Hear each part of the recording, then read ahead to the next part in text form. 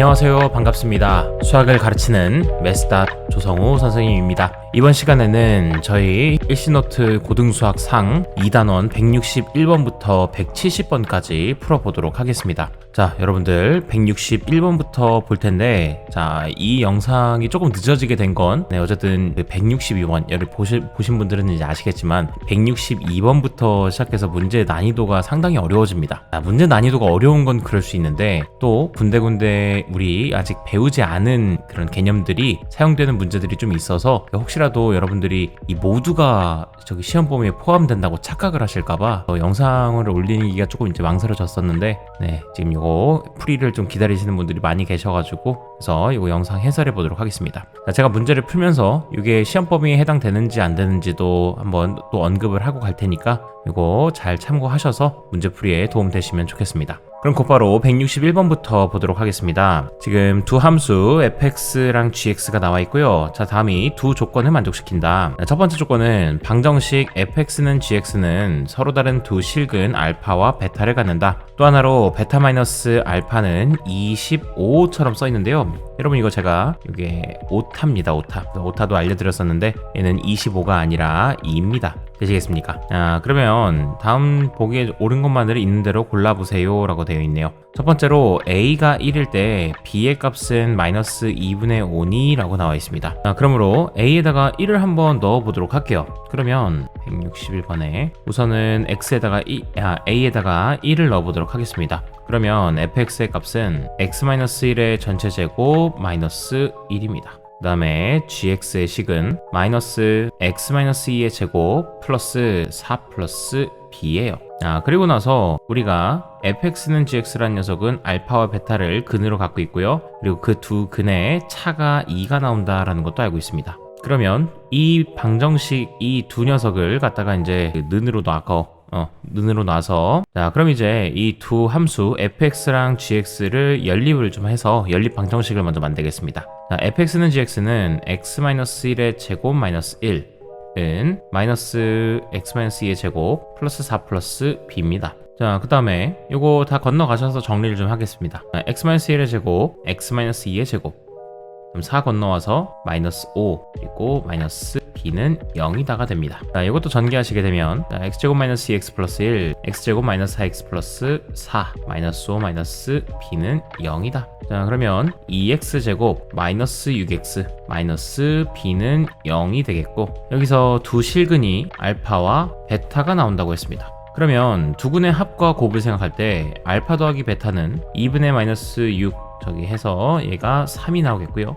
두 근의 곱은 마이너스 2분의 b가 나올 겁니다. 자, 그 다음에 또 하나로 우리가 현재 베타 마이너스 알파 두 근의 차가 2가 나온다라는 걸 알고 있기 때문에 여러분들 이거 양변의 제곱만 한번 해보시게 되면 베타 마이너스 알파의 전체 제곱은 4라는 식이 나오게 됩니다. 자, 이 식은 바꿀 수 있죠. 베타 마이너스 알파의 제곱은 베타 플러스 알파의 제곱 마이너스 4 알파 베타입니다. 그게 4가 나왔다라는 뜻이에요. 그러면 베타 플러스 알파는 3이니까 이 값은 9, 그리고 마이너스 4 알파 베타는 플러스 2b가 되면서 그게 4가 나온다. 따라서 2b의 값은 마이너스 5, 즉 b의 값은 마이너스 2분의 5가 나올 수밖에 없습니다. 자, 그러므로 기억은 참이 됩니다. 되셨습니까? 자, 그러면 기억부터가 조금 이렇게 까다롭긴 했네요. 네, 그럼 어쨌든 기억이 이제 참인 건 알게 됐고, 자, 그 다음에 니은을 보도록 하겠습니다. 니은에 f베타 마이너스 g 알파보다 g2a-fa가 더 크거나 같니를 물어봅니다. 자, 그러면 갑자기 이제 f베타를 물어보고 g알파를 물어보니까 여러분들이 좀 당황하셨을 것 같아요. 여기다가 이제 베타 넣고 여기다가는 뭐 알파 넣고 다 이렇게 전개해가지고 비교해야 되나? 근데 또 문자가 너무 많잖아. a도 있고 뭐 b도 있고, 맞나요? 자, 그러면 조금만 다르게 생각해 봅니다. 이게 여러분들 기억 니은 디귿 문제를 푸시다 보면은 초록색 글씨로 써놓을 건데, 가끔 가다가 이 정말 수식적으로 접근해야 될 때도 있습니다. 우리가 방금 기억 문제 풀 때처럼 서로 이렇게 a 값에다가 1, b의 값, a의 값에다가 1 다 집어넣고 fx는 gx다 이렇게 식 만들어 놓은 다음에 두 근의 합과 차, 그런 수식을 이용해가지고 문제를 계산하는 게 있어요. 자, 그게 있는가 하면 때로는 수식으로 접근할 것이 아니라 어떻게 접근하냐면 그림, 그래프로 접근해야 할 때가 있습니다. 뭐 줄여서 그걸 갖다가 기하적으로 접근한다 라고도 얘기를 하는데요. 그림적으로 접근을 한다라는 거. 그래서 요 두 가지 전략은 꼭 여러분들이 알고 계셔야 되겠는데, 여기서 저는 이 두 번째 전략을 쓸 겁니다. 왜냐면 베타를 갖다가 진짜 대입하고 알파를 대입하기에 너무 깝깝하니까. 그렇게 해도 답은 나올 수는 있겠죠. 그러나 이 정확한 의미는 그래프를 통해서 보시는 게 훨씬 더 직관적이고, 그게 여기서는 더 올바른 풀이인 것 같아서 그걸 소개해 보도록 하겠습니다. 현재 fx라는 녀석은 그 꼭지점의 좌표가 a, a 제곱이면서 아래로 볼록인 함수입니다. 얘가 현재 y는 fx예요. 그 다음에 gx는 자 이제 위로 볼록인 2차 함수겠고요. 꼭지점의 좌표가 2a, 4a 제곱 플러스 b입니다. 맞습니까? 자, 그러면 이 gx라는 녀석은 이렇게 그림이 그려지게 될 텐데, 현재 지금 f랑 g가, 자, fx는 gx다라는 거는 서로 다른 두 식은 알파를 베타를 갖는다는 건 이게 무슨 뜻이야? 바로 y는 fx와 그리고 y는 gx가 교점으로 두 개를 갖고 있다라는 거고, 그때 교점의 x좌표가 알파와 베타란 뜻이겠죠? 그러니까 괜찮나요? 자, 선생님 이거 어떻게 생각해요? fx는 gx다가 서로 다른 두 식은이 알파랑 베타라는 거 가지고 어떻게 이 함수가 이렇게 갑니까? 하시면은 여러분들이 이 두 함수가 교점을 두 개를 가진다. 자, 그거 할 때 이걸 갖다가 연립해서 연립방정식 만드시고 그 다음에 실근 구하시잖아요. 네. 이 파란색 방향은 잘 하시면서 빨간색 방향은 보통 잘 못하시더라고요. 그러나 이거 다 같은 얘기라는 거 알아두셔야 됩니다. 그러면 지금 현재 그럼 현재 여기 나와 있는 y는 fx랑 y는 gx는 교점이 두 개인 상황인 겁니다. 그러므로 제가 적절히 이렇게 그림을 그려놓도록 할게요. 자, 솔직히 뭐 여기 있을지 아니면 뭐 여기 있을지 뭐 제가 알지는 못합니다. 그러나 그냥 일단 아무거나 하나 딱 잡아놓고서 기준을 잡아놓고 생각을 해보는 거예요. 그러면 먼저 f라는 녀석은 꼭지점의 좌표가 a입니다. 그 다음에 g의 꼭지점의 좌표는 2a입니다. 여기까지 괜찮겠습니까? 자, 그리고 여기 교점이 두 개가 표시가 되는데, 이렇게 파란색 점을 찍은 곳이 한쪽은 x좌표가 알파, 다른 한쪽은 x좌표가 베타라고 하겠습니다. 괜찮나요? 그러면 당연하게도 알파에서의 함수값이나 베타에서의 함수값은 둘 다 똑같을 겁니다. 그러하니 f 베타의 값은 g 베타의 값이 될 거고요. 여기서도 마찬가지로 f 알파의 값은 g 알파의 값과 똑같을 겁니다. 그러면 여기 나와 있는 이 좌변에 있는 f 베타 마이너스 g 알파란 녀석은 그냥 하나로 통일해줘도 상관이 없어요. 그래서 저 왼쪽에 있던 f 베타 마이너스 g 알파란 녀석은 바꿔서 f 베타 마이너스 f 알파라고 써도 상관없고요. 혹은 g 베타 마이너스 g 알파라고 써도 상관없습니다. 여기까지 괜찮습니까? 그리고 오른쪽에 있는 걸 보시면 g2a랑 그리고 fa를 뺀다고 돼 있는데요. 자, g2a는 제가 표시를 해보면 어디 있느냐? 바로 여기 있습니다. 꼭지점의 y좌표. 그 다음에 fa도 여기 있습니다. 그러면 여러분들 우변부터 보겠습니다. 여기 나와 있는 G2A-FA는 뭘 뜻하는 거냐면 바로 여기 이만큼의 벌어진 정도예요. 그러니까 위에 꼭지점에서 아래 꼭지점까지의 벌어진 정도. 됐습니까? 그리고 왼쪽 좌변에 있는 F베타-G 알파는 제가 이렇게 F베타-F 알파라고 생각해 보겠습니다. 그러시면 지금 제가 이렇게 파란색 선을 긋게 됐을 때 F베타부터 해서 F 알파까지의 이 파란색의 거리를 말하고 있는 거예요. 되셨습니까? 그러면 여러분들 생각해 보세요. 당연하게도 빨간색의 길이가 파란색의 길이보다는 더 크거나 같지 않겠습니까? 자, 빨간색은 왜 그래요? 어쨌든 꼭지점과 꼭지점의 y좌표 사이의 거리인 거고, 자, 그리고 이 파란색 선분의 길이는 바로 꼭지점이 아닌 교점의 y좌표의 거리잖아요. 자, 그러다 보니까 이 꼭지점보다 더 높은 곳에서 꼭 교점이 생길 일은 없단 말이죠. 마찬가지로 여기서도 이 꼭지점의 좌표보다 더 낮은 곳에서 교점의 y좌표가 생길 일은 없습니다. 자, 그러하니 결국 이 니은의 값은 교점의 y좌표들의 값보다는 어쨌든 꼭지점의 y좌표의 차가 더 클 수밖에 없다라는 얘기라는 거. 그래서 이거는 시각적으로 직관적으로 참임을 밝혀낼 수 있게 됩니다. 되시겠습니까? 자, 그래서 이렇게 기하적으로 접근해 보라라고 이제 얘기를 드렸던 거예요. 되셨습니까? 자, 오케이. 자, 그러면 마지막으로 이것도 일단 좀 지워 놓겠습니다. 그림이 좀 복잡해 보여서 다시 정리를 좀 해놨습니다. 자, 마지막 디귿 보도록 하겠습니다. G베타가 F알파 플러스 5A 제곱 플러스 B이면 이라고 돼 있는데, 자, 조식을 조금만 바꿔서 G 베타 마이너스 F 알파, F 알파를 옮겨오고요. 이게 5A 제곱 플러스 B이면 이라고 쓰겠습니다.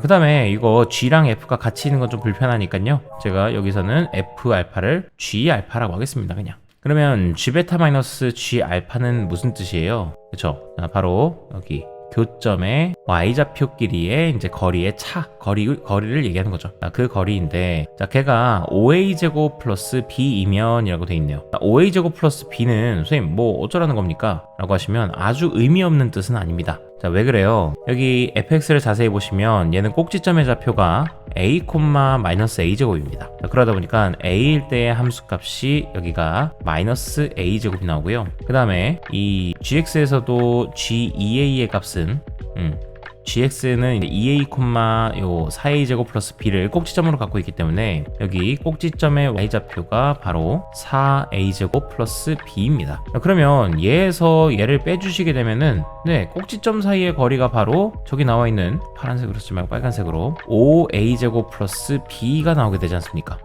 그러니까 얘는 바로 꼭지점의 거리였습니다. 꼭지점과 꼭지점 사이의 그 y좌표의 거리 됐습니까? 자, 그러면 지금 현재 교점의 y좌표의 차가 꼭지점의 y좌표 사이의 거리와 똑같다면 인 거니까, 자, 얘는 무슨 뜻이야? 바로 그림적으로는 아래로 볼록인 함수랑 그리고 위로 볼록인 함수가 있어요. 자, 근데 교점이 어디 생긴 거냐면 바로 정확하게 꼭지점에 생긴 겁니다. 정확하게 꼭지점에 그 교점이 생겨가지고 여기가 A고 여기가 2A인데 그 A 자체에서 교점이 생긴 거니까 A가 바로 알파, 2A에서는 베타가 됐던 겁니다. 괜찮습니까?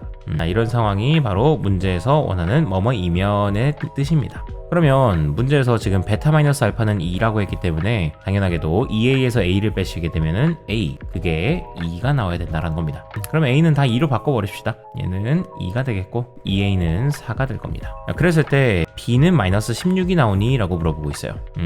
네, 뭐 그렇습니다. B는 16이 나올 수밖에 없습니다. 자, 왜 그래요? 우리 뭐 2라는 녀석, 4라는 녀석을 그냥 이렇게 써둘까요?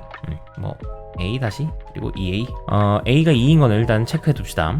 그런데 여러분들 지금 현재 2A에서는 F2A나 G2A나 똑같겠죠? 맞습니까? 그래서 F2A는 G2A와 똑같다라는 거를 이용해 보도록 할게요. 그러면 F에다가 2A를 집어넣습니다. 그러면 F2A의 값은 A제곱 마이너스 A제곱이니까 이게 0 나옵니다. 그리고 G2A의 값은 G에다가 2A 집어넣으시게 되면요, 이 괄호 안에가 0이 돼버리면서 남게 되는 게 4a제곱 플러스 b만 남게 돼요. 자, 근데 그 둘이 지금 현재 같다라는 거 아닙니까? 그러므로 여기다가 a에 2만 집어넣어 주시게 되면 16 플러스 b의 값이 0이 나온다가 되면서 따라서 b의 값은 마이너스 16이 나오게 됩니다. 그러하니 b도 마이너스 16이 된다라는 거 참입니다. 그래서 정답은 5번이 나오게 되겠습니다. 자, 되셨죠? 첫 번째부터 만만치 않은 문제였습니다. 다음 가보도록 하겠습니다. 자, 다음에 162번 가보도록 하겠습니다. 2018년도 9월 학평 30번 문제였네요. 미리 얘기 드리면 얘는 이제 시험 범위 외입니다. 교과 범위 외입니다. 교과 범위라고 하면 좀 그렇겠고, 중간 범위 외입니다. 그래서 얘는 여러분들이 모르시는 공식이 나오기 때문에 요거는 못 풀었다고 해서 좌절하실 필요는 없습니다. 그러면 문제 같이 보겠습니다. 현재 그림과 같이 세 점 A, B, C가 나와 있고요. 그 다음에 뭐 좌표도 이렇게 친절하게 줬고, 그 다음에 얘를 꼭지점을 하는 삼각형 ABC가 있다. 그러면 최초에 이 삼각형만 있었던 겁니다. 그랬는데 선분 AC 위를 움직이는 점 P가 있고요. 그 점 P를 지나고 AB의 평행한 직선, 자, 이 AB의 평행한 직선을 이렇게 하나 만든 겁니다. P를 지나면서. 그것도 오케이. 이 선이 왜 나온지 알겠다. 그 다음에 AC의 평행한 직선이 BC와 만나는 점을 Q, 그리고 점 P를 지나고 BC의 평행한 직선이 선분 AB와 만나는 점을 R, 그리고 점 Q를 지나고 직선 AC의 평행한 직선이 선분 AB와 만나는 점을 S라고 하자. 자, 그래서 뭐 이렇게 다 평행한 애들만 다 모여있는 겁니다. 다 삼각형의 평행한 애들만. 그랬을 때 사다리꼴 PRSQ의 넓이의 최대값이 P분의 Q일 때 P 플러스 Q의 값을 구해주세요 라고 했습니다. 자, 그러면 뭐 이게 꼭 필요한 건 아니겠지만, 이게 여러분들이 눈치채지 못하셨어도 뭐 문제 푸는데 그렇게 지장은 없겠지만, 그래도 여러분들 이렇게 대략적인 정보들은 좀 알고 가시는 게 좋은데, 어떤 거냐면 지금 PRSQ의 넓이의 최대값이 뭐가 나온다라고 했잖아요. 그러면 우리가 최대값, 최소값 문제는 항상 배운 개념이라고는 2차 함수의 최대 최소밖에 배운 거 없지 않습니까? 그러면 이런 넓이 같은 것이 뭔가 2차식으로 표현될 거라는 거를 어림짐작하셔야 하는 겁니다. 뭔가 문자, 어떤 단일 문자에 대한 2차식으로 나오게 될 거라는 거. 그렇게 생각하시고서 예상하시고서 가시는 게 중요하다라는 겁니다. 그리고 또 생각합니다, 여러분들. 지금 사다리꼴 PRQS의 넓이가 꽤 중요한 느낌인 것 같아요. 그러면 여러분들 사다리꼴의 넓이 구하는 공식도 알아야 되지 않겠습니까? 사다리꼴 넓이 구하는 공식은 윗변 더하기 아랫변 곱하기 높이 곱하기 2분의 1만 하시면 됩니다. 되시겠습니까? 자, 그러면 저는 이제부터 여기에 아랫변 혹은 윗변 아랫변 구하고 높이도 좀 구하려고 생각해 보셔야겠다라는 거. 됐습니까? 그러면 우선은 뭐부터 좀 생각을 해볼까? 제가 여기 PR 여기부터 해볼까요? PQ의 길이를 갖다가 좀 생각을 해볼게요. PQ의 길이를 갖다가 내가 A라고 한번 더 봅시다. A 써도 되나? 써도 되겠네. 딱히 쓴 데가 없으니까. 그럼 여기 길이는 A라고 두겠고요. 그 다음에 여기 길이는 B라고 두도록 하겠습니다. 근데 아직까지는 제가 높이까지 표현할 여력은 없기 때문에 조금만 더 생각을 해볼 건데, 현재 A, B, C의 좌표는 나와 있으니까 표시만 하겠습니다. 우선 A의 좌표는 0,4입니다. B는 마이너스 3,0, C는 4,-3입니다.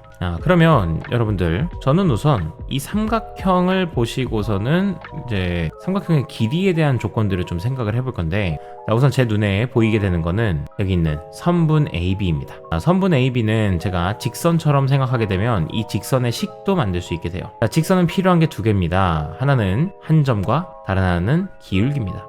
그러해서 이 직선의 기울기 먼저 생각해 보시면, 기울기는 x 증가량분의 y 증가량입니다. 그러므로 x가 지금 3만큼, y가 4만큼 증가했으므로 기울기는 3분의 4가 나온다라는 걸 알 수 있겠고요. 그리고 한 점으로 지금 0,4를 지나니까 0,4까지 생각하셔서, 이거 가지고 직선 만들어 보겠습니다. 얘는 y는 3분의 4x 그리고 더하기 4가 나오게 될 거예요. y절편이 4니까. 그러면 이 식 가지고 선생님 뭐 어쩌라는 겁니까? 제가 아까 전에 사다리꼴의 높이를 표현하는 게 조금 어려웠잖아요. 그래서 높이를 조금 표현해 주기 위해서 제가 이 선분 방금 제가 직선 AB, 이 녀석이 직선 AB였었는데, 그 직선 AB로부터 여기 있는 점 C까지의 거리를 구해보도록 할게요. 근데 이제 여러분들이 이걸 아직 배우질 않았어요. 점에서부터 이 직선까지의 거리를. 그래서 지금 한번 구해보시게 되면요, 그 방법은 직선 AB와 점 C 사이의 거리. 직선을 먼저 조금 일반형으로 조금 풀어주겠습니다. 양변에 3 곱하셔가지고요, 3y, 바로 정리합시다. 3 곱하신 다음에 정리를 좀 해보시면요, 얘는 4x-3y 플러스 12는 0이 되겠고, 점 C는 4,-3입니다. 그러면 이 둘 사이의 거리는 나중에 배우게 됩니다. 루트, 우선 여기 있는 이 직선의 방정식에다가 x의 개수의 제곱 그리고 y의 개수의 제곱 하시고요, 여기다가 위에는 분자에다가 절대값, 그 다음에 4,-3을 갖다가 x랑 y에 대입합니다. 그러면 16 더하기 9 더하기 12겠고, 이 값은 5분의, 이것도 더해주시면 37이 나오겠네요. 따라서 5분의 37이 바로 여기 빨간색 선 C부터 여기 있는 직선 AB까지의 거리가 되는 겁니다. 혹은 선분 AB까지의 거리가 되는 거예요. 되시겠습니까? 이 밑에 있는 거 좀 지워줄게요. 그럼 나는 현재 여기서부터 여기까지 거리가 5분의 37이 나온 것도 알게 됐다. 그 다음에 생각하셔야 될 건, 여러분들 이렇게 평행한 선 나오면 제가 계속 뭘 얘기하냐면 각을 생각하라고 얘기를 합니다, 항상. 그러므로 여기 있는 각들이 초록색으로 표시해보면 다 똑같습니다. 보이시나요? 그러니까 여기 있는 작은 삼각형과 여기 있는 큰 삼각형 ABC는 닮음일 수밖에 없어요. AA 닮음. 맞나요? 그러니까 지워놓고 하나 다시 그려볼까요? 그래서 얘기하는 게 뭐냐, 지금 보이시는 여기 있는 삼각형 CPQ와 그리고 크게 보이는 삼각형 ABC는 닮음이었다라는 겁니다. 그럼 비율 관계도 유지가 될 텐데, 여러분 이 큰 삼각형에서 A와 B 사이의 거리는 현재 얘가 0,4고 그 다음에 B가 마이너스 3,0이기 때문에 이것도 점과 점 사이의 거리, 피타고라스를 이용한다고 생각해도 괜찮고요, 여기 피타고라스를 쓰면 여기가 3이고 4니까 이 B변의 길이는 바로 5가 된다라는 걸 알 수 있겠죠. 그러면 큰 삼각형은 밑변의 길이가 5입니다. 그리고 작은 삼각형은 제가 아까 여기를 갖다가 A라 두기로 했었죠. 그러므로 이 닮은 B는 일단 A 대 5가 나옵니다. 그리고 높이도 생각해 볼 건데요, 높이는 이 큰 삼각형은 아까 높이가 5분의 37이 나온다고 했었습니다. 그런데 작은 삼각형의 높이는 나온 바가 없어요. 나온 바가 없기 때문에 얘는 제가 어떻게 해놓을까? 물음표라고 해놓을까? 물음표라고 하지 말고 별이라고 해둘까요? 아니다, 그냥 그러지 말고 t라고 해둡시다. t. 그러면 a 대 5는 t 대 5분의 37이 나온다라고 해도 되겠죠. 어차피 닮은 b니까 똑같겠죠. 길이 b는. 그럼 얘로 식 세워보시게 되면요, 얘는 5t는 5분의 37a가 될 겁니다. 자, 그러하니까 저 t의 길이는 어떻게 표현이 가능해요? 25분의 37a가 되는 겁니다. 되셨습니까? 자, 그 다음에 또 생각합니다. 선생님, 어쨌든 저 이제 사다리꼴 넓이 구해야 되는데, 사다리꼴 넓이를 구하려면은 윗변의 길이, 아랫변의 길이, 그리고 높이랑 그리고 2분의 1까지 하셔야 되는데, 이거 어떻게 표현해야 됩니까, 선생님? 단일 문자로. 자, 사다리꼴의 넓이 공식은 2분의 1 곱하기 현재 a 더하기 b 그리고 곱하기 높이 하시면 되겠는데, 자, 높이는 아까 전체 5분의 37에서 여기 있는 t만큼을 빼주시면 되는 거 아닙니까? 자, 그러니 얘는 5분의 37 마이너스 t니까 t를 이렇게 표현해 놓고, t라는 녀석은 얘가 지금 25분의 37a가 될 수 있으니까 요거 a에 관해서 좀 통일해 줄 수 있겠네요. 자, 근데 아직 우리한테 눈에 가시인 건 여기 있는 b입니다. 자, b를 a에 관해서 선생님이 표현하고 싶은데 어떻게 해야 될까요? 자, 이렇게 보시게 되면요, 여러분들 평행인 거를 선을 항상 다 그려보시게 되면 지금 현재 평행, 여기도 평행.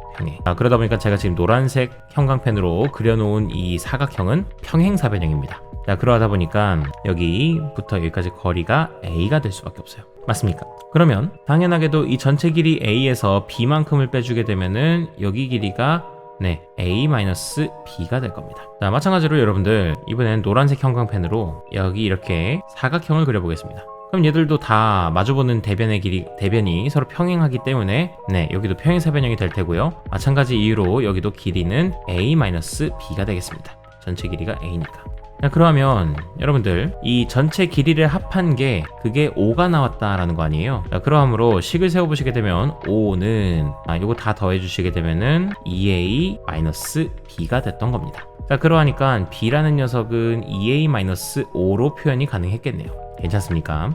그래서 자, 여기다가 다 이제 a로 통일해 주겠습니다. 자, 여기 있던 사다리꼴의 넓이식 식을 다 표현해 보게 되면 2분의 1 곱하기 a 더하기 b인데 b는 2a-5니까 여기가 3a-5가 되겠고요. 그 다음에 괄호해 놓고 여기는 5분의 37 그리고 마이너스 25분의 37a가 되겠습니다. 되셨습니까? 그럼 저는 이제 얘가 언제 최대가 되는지를 생각을 해보셔야 돼요. 그럼 우선 여기 있는 37 좀 내보내겠습니다. 37 내보내시면 여기가 1, 여기도 1 되면서 2분의 37이 되겠고요. 그 다음에 25 여기다가 이렇게 하자. 여기에다가 위아래에다가 25를 곱해주도록 할게요. 25분의 25를. 얘는 뭐 1이었으니까 25분의 25를 해도 상관없어서, 자, 제가 여기 있는 25를 갖다가 이 앞에 있는 괄호에다가 곱해주겠습니다. 그리고 25분의 1은 제가 밖에다가 둘게요. 자, 그러면 식이 어떻게 바뀌게 되느냐, 50분의 37 그리고 3a-5 그 다음에 여기 25 곱해주시게 되면요 5-a가 나오게 됩니다. 됐습니까? 그러면 얘는 마이너스도 밖으로 내보내 주시게 되면은 a-5가 되면서 여기가 마이너스가 되겠고, 얘를 갖다가 2차 함수처럼 a에 관한 2차 함수처럼 생각해 보시게 되면 얘는 위로 볼록인 함수가 되겠고요. 그 다음에 x축이랑은 각각 3분의 5 그리고 a가 5일 때 만나게 될 겁니다. 맞습니까? 자, 그러면 당연하게도 이 정 가운데에서 최대값을 가질 수밖에 없겠죠. 자, 3분의 5와 5의 정 가운데입니다. 그러면 2분의 3분의 5 플러스 5, 즉 둘의 평균이겠죠. 이거 계산해 주시게 되면, 자, 위아래에다가 30 곱해서 6분의 5 플러스 15, 즉 6분의 20이니까 3분의 10이 나오게 될 겁니다. 그러므로 a의 값이 3분의 10일 때 최대값을 가지게 될 거예요.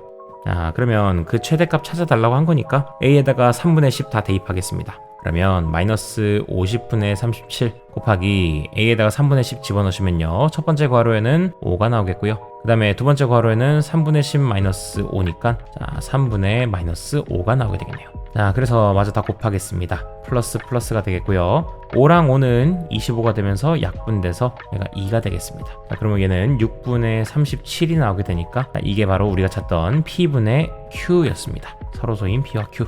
자, 따라서 P와 Q를 더해 주시게 되면은 정답은 43이 나오게 된다 라는 거. 자, 되셨습니까? 다음 가보도록 하겠습니다. 자, 다음에 163번 보도록 하겠습니다. 최고차항의 개수가 2인 2차 함수 fx와 최고차항의 개수가 1인 2차 함수 gx가 있습니다. 그리고 다음 방정식의 모든 실근의 집합을 A라 하겠고요. 그 다음에 fx, gx는 같다라는 방정식의 모든 실근의 집합을 B라 하면 두 실수 알파, 베타에 대해서 자, A의 집합은 이렇게, B의 집합은 이렇게 나와 있습니다. 자, 여기서 여러분들 이 163번은 이제 시험 범위에서는 제외되는 부분입니다. 여러분들이 집합의 개념을 모르기 때문에 이 문제를 풀 수가 없어서 제외를 시켜놨습니다. 그래서 추후에 집합을 공부하셨다면은 다시금 한번 오셔서 공부를 하셔야 되는 부분이에요. 자, 그러면 상수 K에 대해서 방정식 다음을 만족시키는 자, 서로 다른 실근의 개수가 3이고 그 다음에 이 세 실근의 합이 12가 나왔을 때 알파 더하기 베타 더하기 K의 값을 구해달라고 했습니다.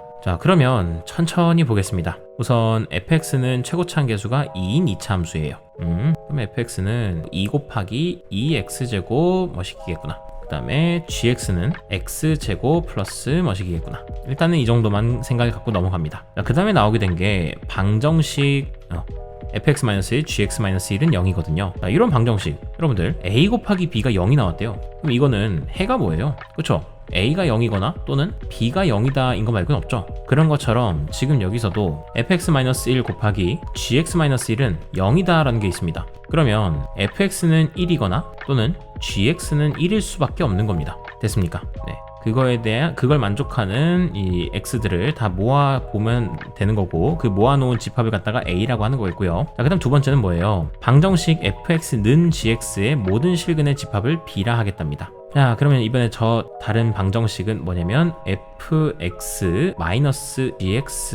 0이라는 거겠고요. 그러면 이걸 만족시키는 방정식의 값은 그는 뭐예요? 그러니까 f-알파랑 g-알파랑 값이 똑같다라는 거겠죠? fx의 값이랑 gx의 값이랑 똑같은 거. 자, 그거의 모든 실근의 집합을 갖다가 b라고 하게 되면 두 실수 알파, 베타에 대해서 a의 집합은 알파랑 베타를 원소로 갖고 b의 집합은 알파랑 베타 플러스 3의 원소를 갖는다라는 겁니다. 자, 이 말은 무슨 얘기냐? b 먼저 보시게 되면 자, 이 방정식의 근으로 알파와 베타 플러스 3이 나왔습니다. 자, 이 말인즉슨 f 알파의 값이나 g 알파의 값이나 똑같다라는 거겠고요. 또 f 베타 플러스 3의 값과 g 베타 플러스 3의 값이 똑같다라는 겁니다. 되시겠습니까? 그 두 실근이 알파와 베타 플러스 3이라는 거고, 자, 얘는 어떻게도 얘기할 수 있어. fx와 gx가 있을 때 자, fx는 최고차항 개수가 2인 녀석이기 때문에 조금 더 가파릅니다. 반면에 gx는 최고차항 개수가 1인 녀석이기 때문에 아래로 블록인데 조금 더 완만할 거예요. 극명한 대비를 위해서 이렇게 완만하게 그려보도록 하겠습니다. 그러면 이때 두 교점이 있다라는 얘기가 되겠고, 이때 한 녀석을 알파, 다른 한 녀석을 베타라고 두시면 된다라는 겁니다. 되시겠습니까? 자, 그리고 여러분들 혹시라도 이제 수학이 아직 조금 낯설으신 분들은 쌤 근데 이거 그림을 어떻게 그릴지 모르겠어요. 이거 세점에서도 만들 수 있는 거 아니에요? 하시는데, 여러분들 이 방정식 fx-gx는 0이다 라는 방정식은 몇 차 방정식입니까? 그쵸? 2차 방정식이죠? fx 2차, gx 2차. 근데 최고차항 개수가 달라가지고 x제곱이 사라지진 않습니다. 그럼 2차 방정식인데 2차 방정식은 실근이 몇 개입니까? 많아봐야? 그쵸. 많아봐야 2개죠, 실근이. 근이 2개 있는데 실근이 많아봐야 2개니까, 그러니까 교점도 많아봐야 2개밖에 없습니다. 절대 그림이 막 이렇게 해서 3개 만나지 않을까요? 그럴 일은 없습니다. 되셨습니까? 네. 자, 그러면 그렇게 논리적으로도 생각을 하시고서, 자, 여기 교점이 알파랑 베타가 있다. 베타라고 하시면 안 되겠죠. 베타 플러스 3이 있다라고 생각합니다. 교점이 베타 플러스 3. 자, 이런 이미지를 하나 잡아두시고, 그 다음에 첫 번째, 또 A의 집합 자체가 원소로 알파랑 베타를 가진다고 했습니다. 자, 이 말인즉슨 무슨 뜻이냐? 함수값으로 1을 가지는 게 알파일 때 1을 갖거나 혹은 베타일 때 1을 갖는다라는 겁니다. 됐나요? 그러면 어쨌든 둘 다 알파일 때는 값이 서로 똑같잖아요. F알파나 G알파나 똑같잖아. 맞죠? 그럼 F알파나 G알파나 똑같은데, 근데 여기서 F알파가 1일 수도 있고 G알파가 1일 수 있대. 그럼 당연히 F알파나 G알파나 일단은 1인 건 확정인 겁니다. 되셨습니까? 그래서 A집합에 알파랑 베타가 들어있을 때, 네, 알파 있는 거 그래 뭐 오케이. 일단 F알파나 G알파나 다 함수값은 1이야. 그런데 생각해야 될 건 이제 베타일 때도 1이 되는 건 F베타가 1일 수도 있겠고요. 또는 G베타가 1일 수도 있는 거예요. 그건 모르는 겁니다. 선생님 둘 다 1일 수도 있나요? 아니요, 그럴 일은 없어요. 둘 다 1이었으면 왜 안 돼요, 선생님? 둘 다 1일 수도 또는이라는 건 둘 다 1일 수도 있는 거잖아요. 자, 그랬었으면은 이 B집합에 알파랑 베타 플러스 3 말고도 함수값이 또 같아지는 순간 베타가 한 번 더 나왔겠지. F 베타 값이랑 G 베타 값이 이렇게 똑같았었으면. 근데 그렇지 않잖아. 됐나요? 자, 그러다 보니까는 F베타 값이 1이거나 혹은 G베타 값이 1일 수밖에 없는 겁니다. 되셨습니까? 그러면 기왕 그려져 있는 이 그림을 가지고 다시 생각해 봅니다. 제가 fx 이렇게 그림을 그렸고요. 그 다음에 어만하게 그림을 하나 더 그립니다. 그리고 두 교점 중에서 작은 녀석을 알파, 큰 녀석을 베타 플러스 3이라고 둘게요. 알파보다 베타가 더 크다고 했으니까. 그 다음에 알파일 때는 서로 함수값이 1이라는 건 알고 있습니다. 자, 그래서 우선은 fx에 대해서만 생각해 보시게 되면 fx는 여기가 현재 y는 1이었던 겁니다. 그러면 g가 어떻게 그려질지 모르겠으나, 자, g의 함수가 이렇게 그려질 수 있을까요? 그럴 수는 없습니다. 이렇게 해서 이렇게 그려질 수도 있잖아요, 선생님.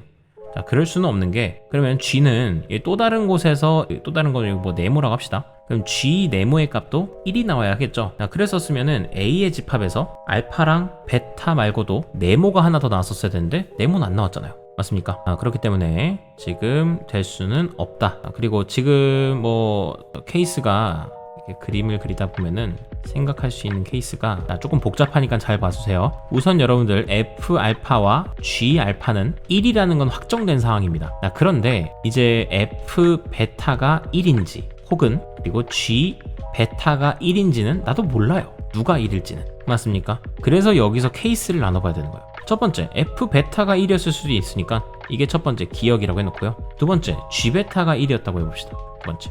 근데 해보시면은 이제 첫 번째가 맞고요. 두 번째는 안 됩니다. 근데 첫 번째가 맞다라고 하고서 이제 전개를 해볼게요. 그러면은 첫 번째 F 베타가 1이었다는 얘기는 반대로 얘기하면 뭐냐면 G 베타는 절대 1이 나오면 안 됩니다. 한 녀석만 1이었어야 됐으니까. 자, 반대로 G 베타가 1이면요. F 베타는 절대 1이면 안 됩니다. 자, 그래서 F 베타는 1이고 G 베타는 1이 아닌 거니까 우선 여기 이 좌표가 베타였어야만 했겠죠. F 베타가 1이어야 하니까. 이렇게 함수를 하나 만들어 놓으시고, 그 다음에 G는 그림을 그려야 되긴 하는데 어떻게 그림을 그려야 될까? 자, 여러분들 G 그림을 그릴 때 이렇게 내려와서 그릴 수 있습니까? 자, 그렇게 그릴 수 없습니다. G는 더 이상 함수값으로 1을 가지는 애가 없어야만 해요. 됐습니까? 됐습니까? 자, 그러므로 얘는 어떻게 그려져야만 하느냐? 반드시 이렇게 스치듯, 알파 지점에서 스치듯 지날 수밖에 없는 운명인 거예요.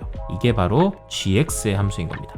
되셨습니까? 그러면 함수의 그림이 어느 정도 윤곽이 좀 잡힌 것 같습니다. 이 그림을 다시 복사해 와서 이렇게 밑에다 놓고 생각을 하시게 되면요, 우선은 fx의 식은 x-알파, 근데 최고차항 계수가 2니까 2 곱하기 x-알파 그리고 x-베타 그리고 플러스 1이 될 겁니다. 그럼 알파 집어넣으면 1 나오고 베타 집어넣으면 1 나올 거잖아요. 되셨습니까? 그 다음에 gx도 식 생각해 보시게 되면요, 제곱차항 계수 1이겠고요. 그 다음에 알파에서 꼭지점의 좌표를 갖게 될 겁니다.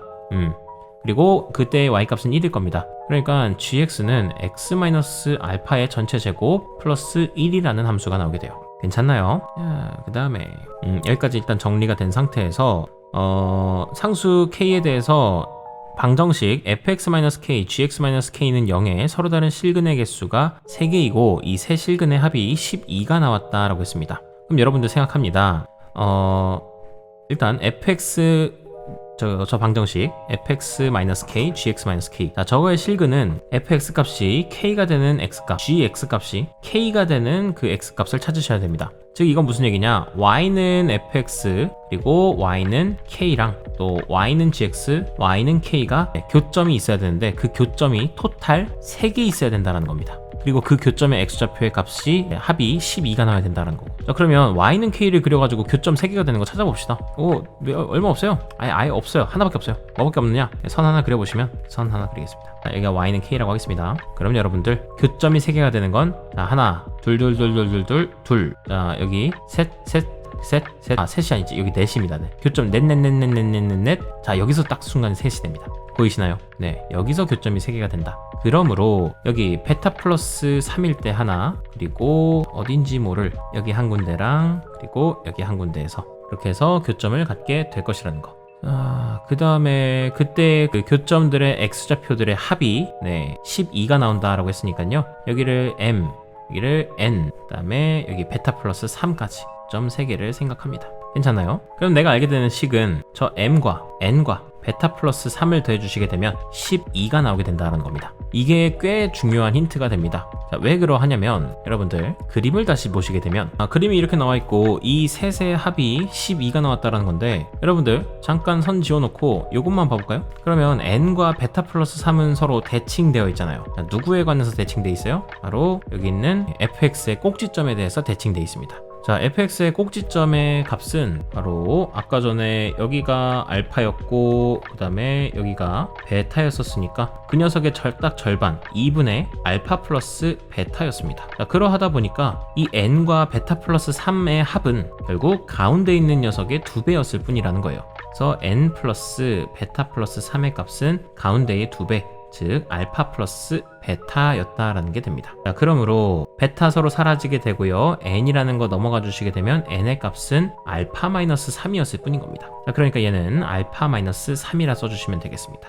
자, 또 이번에는 선을 잠깐만 지어보시게 되면, 자, 요렇게 지어보도록 할게요. 그러면 이번에도 이 2차 함수, gx의 2차 함수에 대해서 m과 베타 플러스 3은 또 대칭되어 있죠. 누구에 대해서? 이 가운데 있는 알파에 대해서 대칭되어 있습니다. 자, 그러하니 또 관계식을 세워줄 수 있는데, 어떤 관계식이 되느냐? 여기 있는 알파. 자, 저 알파를 2배 하시게 되면 그게 바로 요 m과 베타 플러스 3의 합이 됩니다. 자, 그러하니 m의 값은 베타랑 3 넘어가 주시게 되면요 2알파 마이너스 베타 마이너스 3이 되는 거예요. 그래서 얘는 2알파 마이너스 베타 마이너스 3이다. 그러면 요 값, 그리고 알파 마이너스 3, 그리고 베타 플러스 3, 이 셋을 다 더해주시게 되면 그게 12가 나온다라고 했기 때문에 다 더해주겠습니다. 더해주시게 되면은 3알파, 그리고 베타는 사라지겠고요. 그 다음에 3끼리도 다 더해주시게 되면은 마이너스 3, 그게 12가 나오게 된다. 그러므로 3알파의 값은 15, 알파의 값은 5가 나올 수밖에 없습니다. 자, 그러므로 알파의 값이 5였으니까 그 5인 거 다 뭐 적용해 주시게 되면은 여기 값은 2, 여기는 알파는 5, 그리고 여기도 알파에다 5 집어넣어 주시게 되면은 7 마이너스 베타까지 나오게 될 것이고요. 그 다음에 여기 교점의 좌표 중에 하나 5인 걸 구한 게 왜 이렇게 중요하냐라고 생각해 보시면, 이 5라는 건 결국 여러분들 다 또 지워놓고 생각해 보시면 여기 gx와 fx가 만난 교점 중에 하나가 5라는 거 아니겠습니까? 맞습니까? 그 얘긴 즉슨 이 둘을 연립하게 됐을 때 그 좌표 중에 하나가 5가 나오게 된다라는 거예요. 그래서 연립 한번 해보겠습니다. 우선 알파에다가 5 대입합니다. 5 대입하시고 5 대입합니다. 그러면 x에다가 5 집어넣으면 서로 다 1이 값이 나오겠죠. 그 다음에 또 하나로 베타 플러스 3의 값은 에서도 또 이제 교점을 갖게 되니까 위에다가 베타 플러스 3, 아래에다가 베타 플러스 3을 대입하시더라도 서로 똑같을 겁니다, 값이. 그러면 f 베타 플러스 3은 대입하시게 되면요 2 곱하기 베타 마이너스 2, 그리고 여기는 없어지게 되면서 3 플러스 1이 되겠네요. 자, 아래 g에다가도 베타 플러스 3 대입하시면요 그 값은 베타 마이너스 2의 전체 제곱 플러스 1이 될 겁니다. 그래서 위에 식 정리해 주시게 되면은 얘는 6베타 마이너스 12 플러스 1, 그래서 마이너스 11 나오겠고요. 아래에 있는 녀석은 베타 제곱 마이너스 4베타 플러스 4 플러스 1 되면서 얘는 베타 제곱 마이너스 4베타 플러스 5가 될 겁니다. 그러면 이 둘이 어쨌든 또 값이 또 똑같아야 되니까 그러면 베타가 나오겠네. 자, 그래서 구합시다. 자, 구해주시게 되면요 베타 제곱 마이너스 4베타 플러스 5는 6베타 마이너스 11이다 6베타 건너가 주시게 되면요 베타 제곱 마이너스 10베타 플러스 16은 0이다 그래서 8, 2가 되겠네. 그래서 베타 마이너스 8, 베타 마이너스 2는 0이다. 그러므로 베타의 값은 2이거나 혹은 8일 텐데요. 베타는 알파의 값 5보다는 커야 되니까 베타는 8의 값이 되겠습니다. 되셨나요? 그럼 알파의 값은 일단 5, 베타의 값은 8. 나머지 이제 k의 값을 구하셔야 되는데요. k의 값은 뭐였냐면 아까 전에 베타 플러스 3일 때의 그 함수값입니다. 그럼 베타가 지금 현재 8이니까요. 11일 때의 함수값만 구하시면 되는 거예요. 11일 때는 베타가 일단 8이었으니까 여기다 8 두시고 11일 때는 그냥 밑에다 대입합시다. 여기에다가 x는 11 대입해 주시게 되면요. 그 값은 6이니까 6의 제곱 36, 여기다가 37이 되겠네요. 그래서 k의 값은 37 나오게 되면서 이거 계산해 주시게 되면요. 정답 50 나오게 되겠습니다. 되셨습니까? 이렇게 63번 해결할 수 있겠습니다. 다음 가도록 하겠습니다. 자, 다음에 164번 보겠습니다. 자, 164번도 여러분들 뭐 어차피 짝수번이니까 저기 시험 범위에 들어가는 건 아니기도 하고, 또 하나로는 여기에 여러분들 교과 배운 거 시험 범위 외의 내용들이 들어가기 때문에 이거는 모르시더라도 이해할 수 있습니다. 여러분들 한번 잘 공부해 보도록 합시다. 자, 164번 최고차항의 개수가 1인 2차 함수 y는 fx의 그래프를 원점에 대해서 대칭 이동하면 2차 함수 y는 gx의 그래프와 일치한다 라고 되어 있습니다. 자, 그러면 여기 이제 나와 있는 원점에 대해서 대칭 이동이라는 말이 나오는데요. 간단하게 보시면은 이런 겁니다. 우리가 나중에 3단원에서 대칭 이동에 대해서 배우게 되는데, 자, 하나로 뭐 예를 들어서 이런 함수가 있었다고 하겠습니다. 이런 2차 함수가 있었는데, 이 2차 함수를 갖다가 첫 번째 x축에 대해서 대칭 이동하는 게 있습니다. x축에 대해서 대칭 이동한다라는 건 지금 여기 있는 x축을 대칭축으로 삼아서 그거에 대해서 대칭 이동하는 거라서 초등학교 때 대칭 이동에 대해서 배워본 적이 있죠. 이렇게 대칭 이동을 시키는 걸 갖다가 우리가 X축 대칭 이동이라고 합니다. 자, 마찬가지로 Y축 대칭 이동이 있는데요. Y축 대칭 이동은 이번에는 Y축을 대칭축으로 삼아서 저 함수를 이동시키는 건데, 네, 얘에 대해서 칼코마니 그리듯이 이렇게 그리시면 됩니다. 그 다음에 원점 대칭이라는 게 있습니다. 문제에서 나온 원점 대칭이라는 녀석은 표현하는 건 이 점에 대해서 대칭 이동을 시키는 건데, 이 원점 대칭 이동이 잘 모르겠다라고 한다면 여러분들 그냥 X축 대칭 이동 한번, Y축 대칭 이동을 한번 했다라고 생각하시면 됩니다. 이 두 개 세트라고 생각하시면 돼요. 자, 그러면 여기 있던 이 함수가 Y축 대칭 이동 한번 하고 X축 대칭 이동 한번 하게 되면 모양이 이렇게 나오게 되겠죠. 그랬을 때 이 빨간색 함수가 바로 원점 대칭된 함수라고 생각하시면 됩니다. 괜찮겠습니까? 그러면 지금 문제에서도 마찬가지로 최고차항 개수가 1이었던 y는 fx가 있습니다. 그랬는데 그 함수를 원점 대칭 이동시키게 되면 이렇게 y는 gx의 함수가 나오게 된다고 했어요. 그 다음에 방정식 fx는 gx는 서로 다른 두 실근 알파 베타를 갖는다. 자, 이 말도 우리 아까 전에도 문제에서 했었지만 이게 무슨 표현이에요? y는 fx, y는 gx가 교점으로 알파 베타를 갖는다라는 건 어떤 뜻이냐? 아니지. 이거 전에 지금 fx는 gx가 실근으로 알파랑 베타를 갖는다라는 거. 이 방정식이 실근으로 알파랑 베타를 갖는다는 건 무슨 뜻이야? 바로 y는 fx, y는 gx가 교점이 알파와 베타라는 뜻인 겁니다. 괜찮겠습니까? 그래서 지금 여기 나와 있는 y는 fx, y는 gx가 이렇게 떨어져서 그려지는 것이 아니라 교점이 두 개가 되게끔 그림을 그려줘야 된다라는 겁니다. 됐습니까? 그러면 교점이 두 개가 되게끔 제가 그림을 다시 그려보겠습니다. 그럼 fx는 이렇게 그리고요. 그 다음에 gx는 선생님 뭐 이렇게 하나 그려놓고 똑같은 모양인데, 선생님 여기다 해야 돼요, 여기다 해야 돼요, 여기다 해야 돼요? 저도 몰라요. 일단은 이제 아무렇게나 한번 해보는 겁니다. 자, 아무렇게나 해보고 난 다음에 지금 함수 hx라는 녀석은 다음과 같이 설명이 되어 있습니다.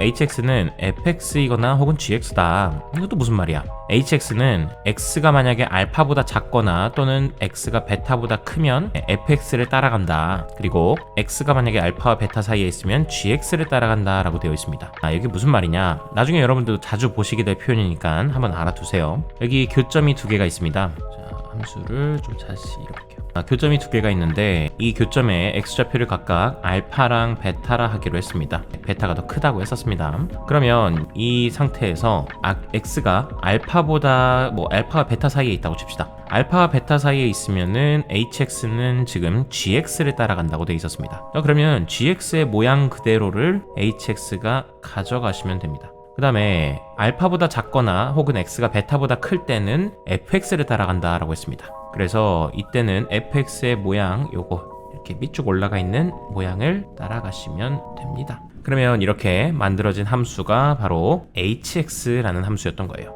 됐습니까? 자, 그랬고 hx는 다음 조건을 만족시킨다 라고 되어 있습니다. 첫 번째 뭐냐면 방정식 hx는 h 베타는 서로 다른 세 실근을 갖고 있고 세 실근의 합은 마이너스 4이다 라고 나와 있습니다.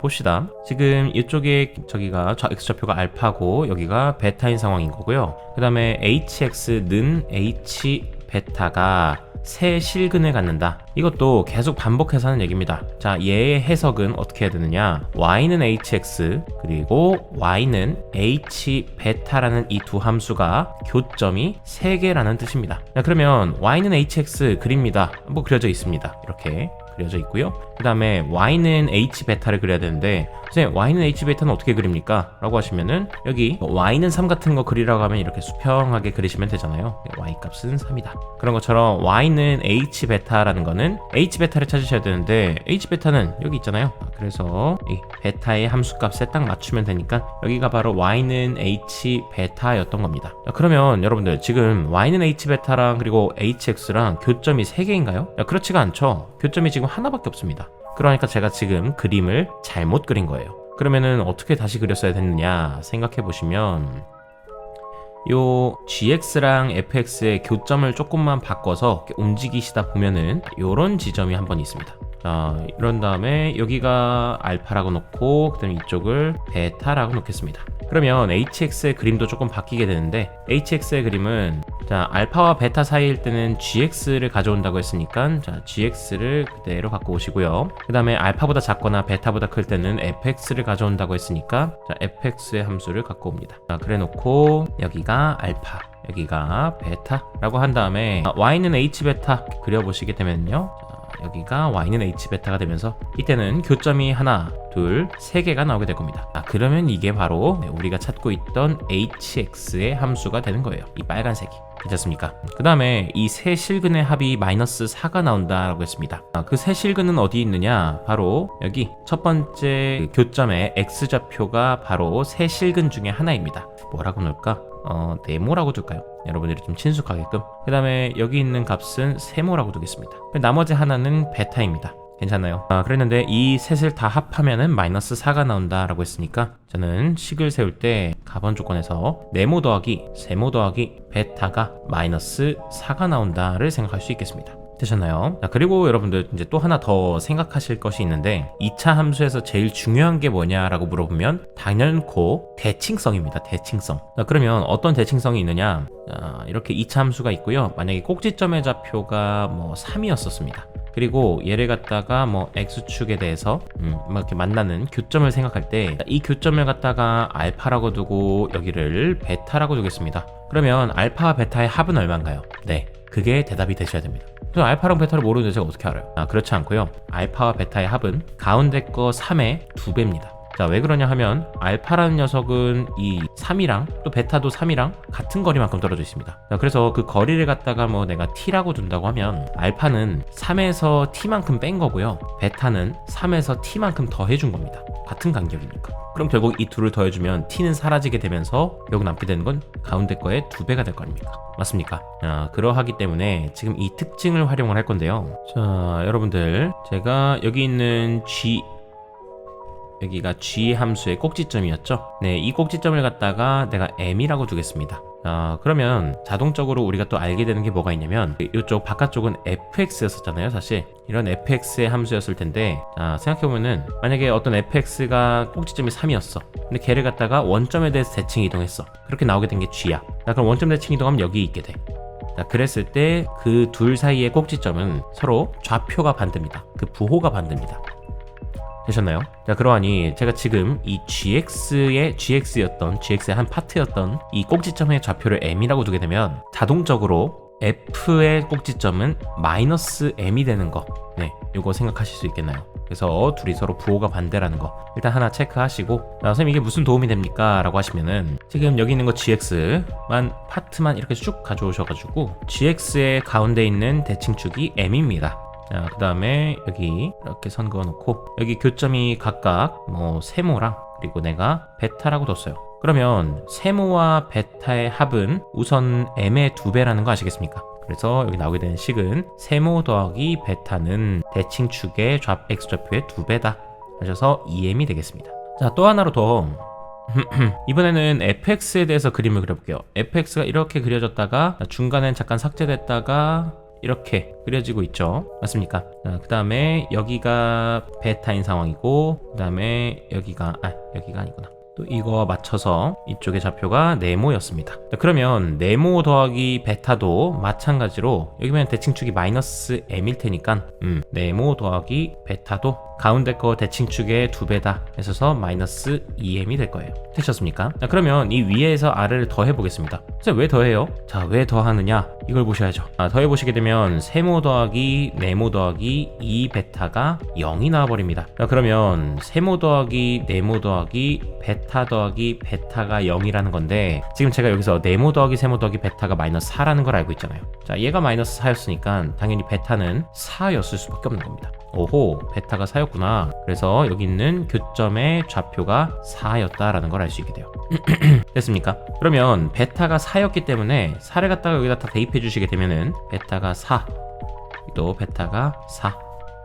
자, 그래 주시면 세모랑 네모도 이제는 자, m을 가지고 이제 표현을 할 수가 있게 됩니다. 자, 그러면 네모란 녀석은 어떻게 표현이 되느냐? 이제 지워놓고, 자, 저 네모의 좌표는 앞으로는 2m-4가 될 겁니다. 그리고 세모의 좌표는 2m 플러스 4가 될 겁니다. 여기까지 괜찮습니까? 그래서 제가 한번 또 다시 써보도록 할게요. 여기서 오타가 좀 있었네요. 세모라는 거는 이제 2m-4는 잘 됐고, 그 다음에 세모 뭐야? 세모가 2m-4였던 거고, 그 다음에 네모는 마이너스 2m-4였네요. 자, 그러면은 앞에 여기 세모였었으니까 세모의 값은 2m-4. 그 다음에 여기 네모의 값은 마이너스 2m-4.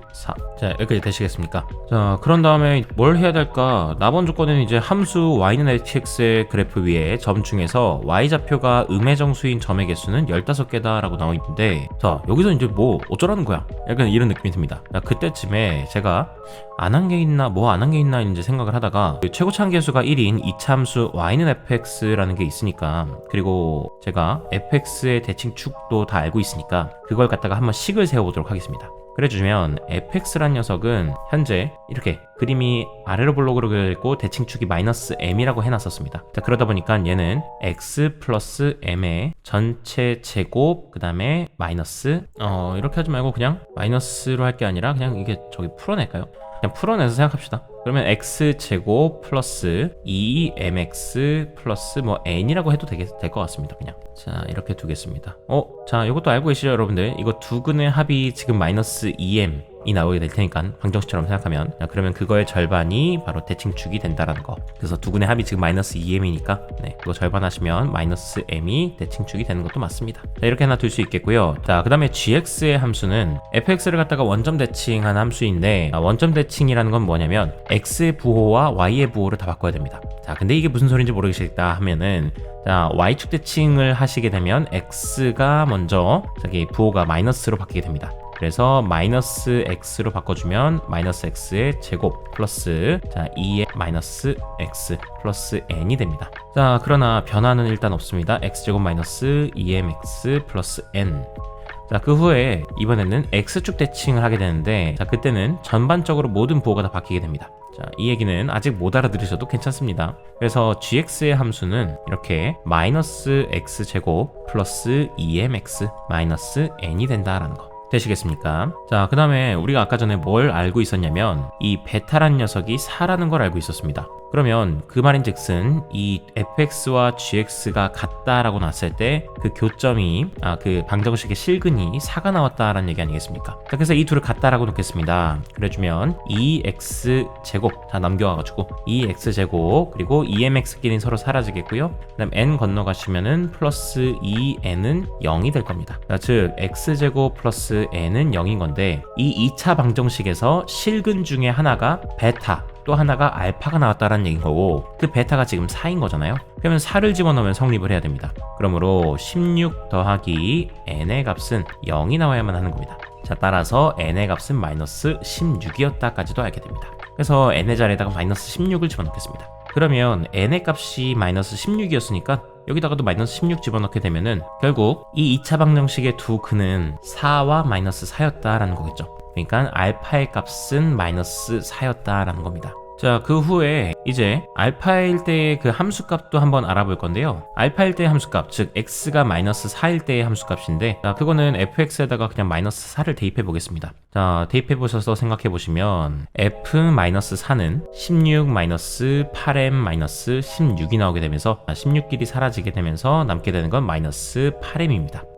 그러하니까 여기 y좌표가 마이너스 8m이 나오게 되는구나. 일단 하나 생각하십니다. 자, 그 후엔 또 뭐 더 할 거냐면요, 4일대의 함수값도 찾아보겠습니다. 자, 4일대의 함수값은 현재 여기다가 4를 집어넣으시면 16 플러스 8m 마이너스 16이 되면서 얘는 8m이 나오게 됩니다. 그러니 실제로 베타의 함수값은 여기가 8m이었다라는 거예요. 괜찮습니까? 자, 그리고 m의 값은 기본적으로 여러분들 양수입니다. 야, 양수인 이유는 뭐냐? 아까 전에 여기 g의 꼭지점을 갖다가 이제 x좌표를 m이라고 두기로 했고요, f의 꼭지점을 갖다가 마이너스 m이라고 두기로 했습니다. 자, 그러면 m이 0이 아닌 이상은 요 m의 값은 요 녀석이 더 커야 될 겁니다. 마이너스 m보다. 그러니까 m의 값은 양수, 마이너스 m의 값은 음수였던 거예요. 자, 그러면 여러분들 이 파란색 선까지는 아직 양수인 건데, 지금 y는 hx의 그래프 위의 점 중에서 y좌표가 음의 정수인 점의 개수는 15개라고 했습니다. 자, 여기 밑에다가 다시 한번 그려볼게요. 자, 여러분들 어려운 문제는 그림을 여러 번 그릴 줄 아시면 되게 좋습니다. 그래서 여기 현재 y는 8m이라는 게 있고, 또 여기는 마이너스 8m이라는 선이 있습니다. 그럼 어딘가에 여러분들 분명히 x축도 있었을 거예요. 0인 부분도 있었을 겁니다. 맞습니까? 자, 그러면 지금 현재 y는 hx의 그래프 중에서 y좌표가 음의 정수이려면, 그러면 y는 hx랑 y는 마이너스 1이랑 만나는 점의 개수, 또 y는 마이너스 2랑 만나는 점의 개수, 그리고 y는 마이너스 3이랑 만나게 되는 점의 개수. 자, 이런 것들을 생각하시다 보면은, 예를 들어서 제가 y는 마이너스 1을 그려보겠습니다. y는 마이너스 1 이렇게 그렸다고 칠게요. 자, 그렇게 되면은 두 점이 보이게 될 텐데, 이 두 점은 다 y좌표가 마이너스 1, 즉 음의 정수가 되는 겁니다. 자, 그러니까 여기 이렇게 두 개 찾게 되는 거고요.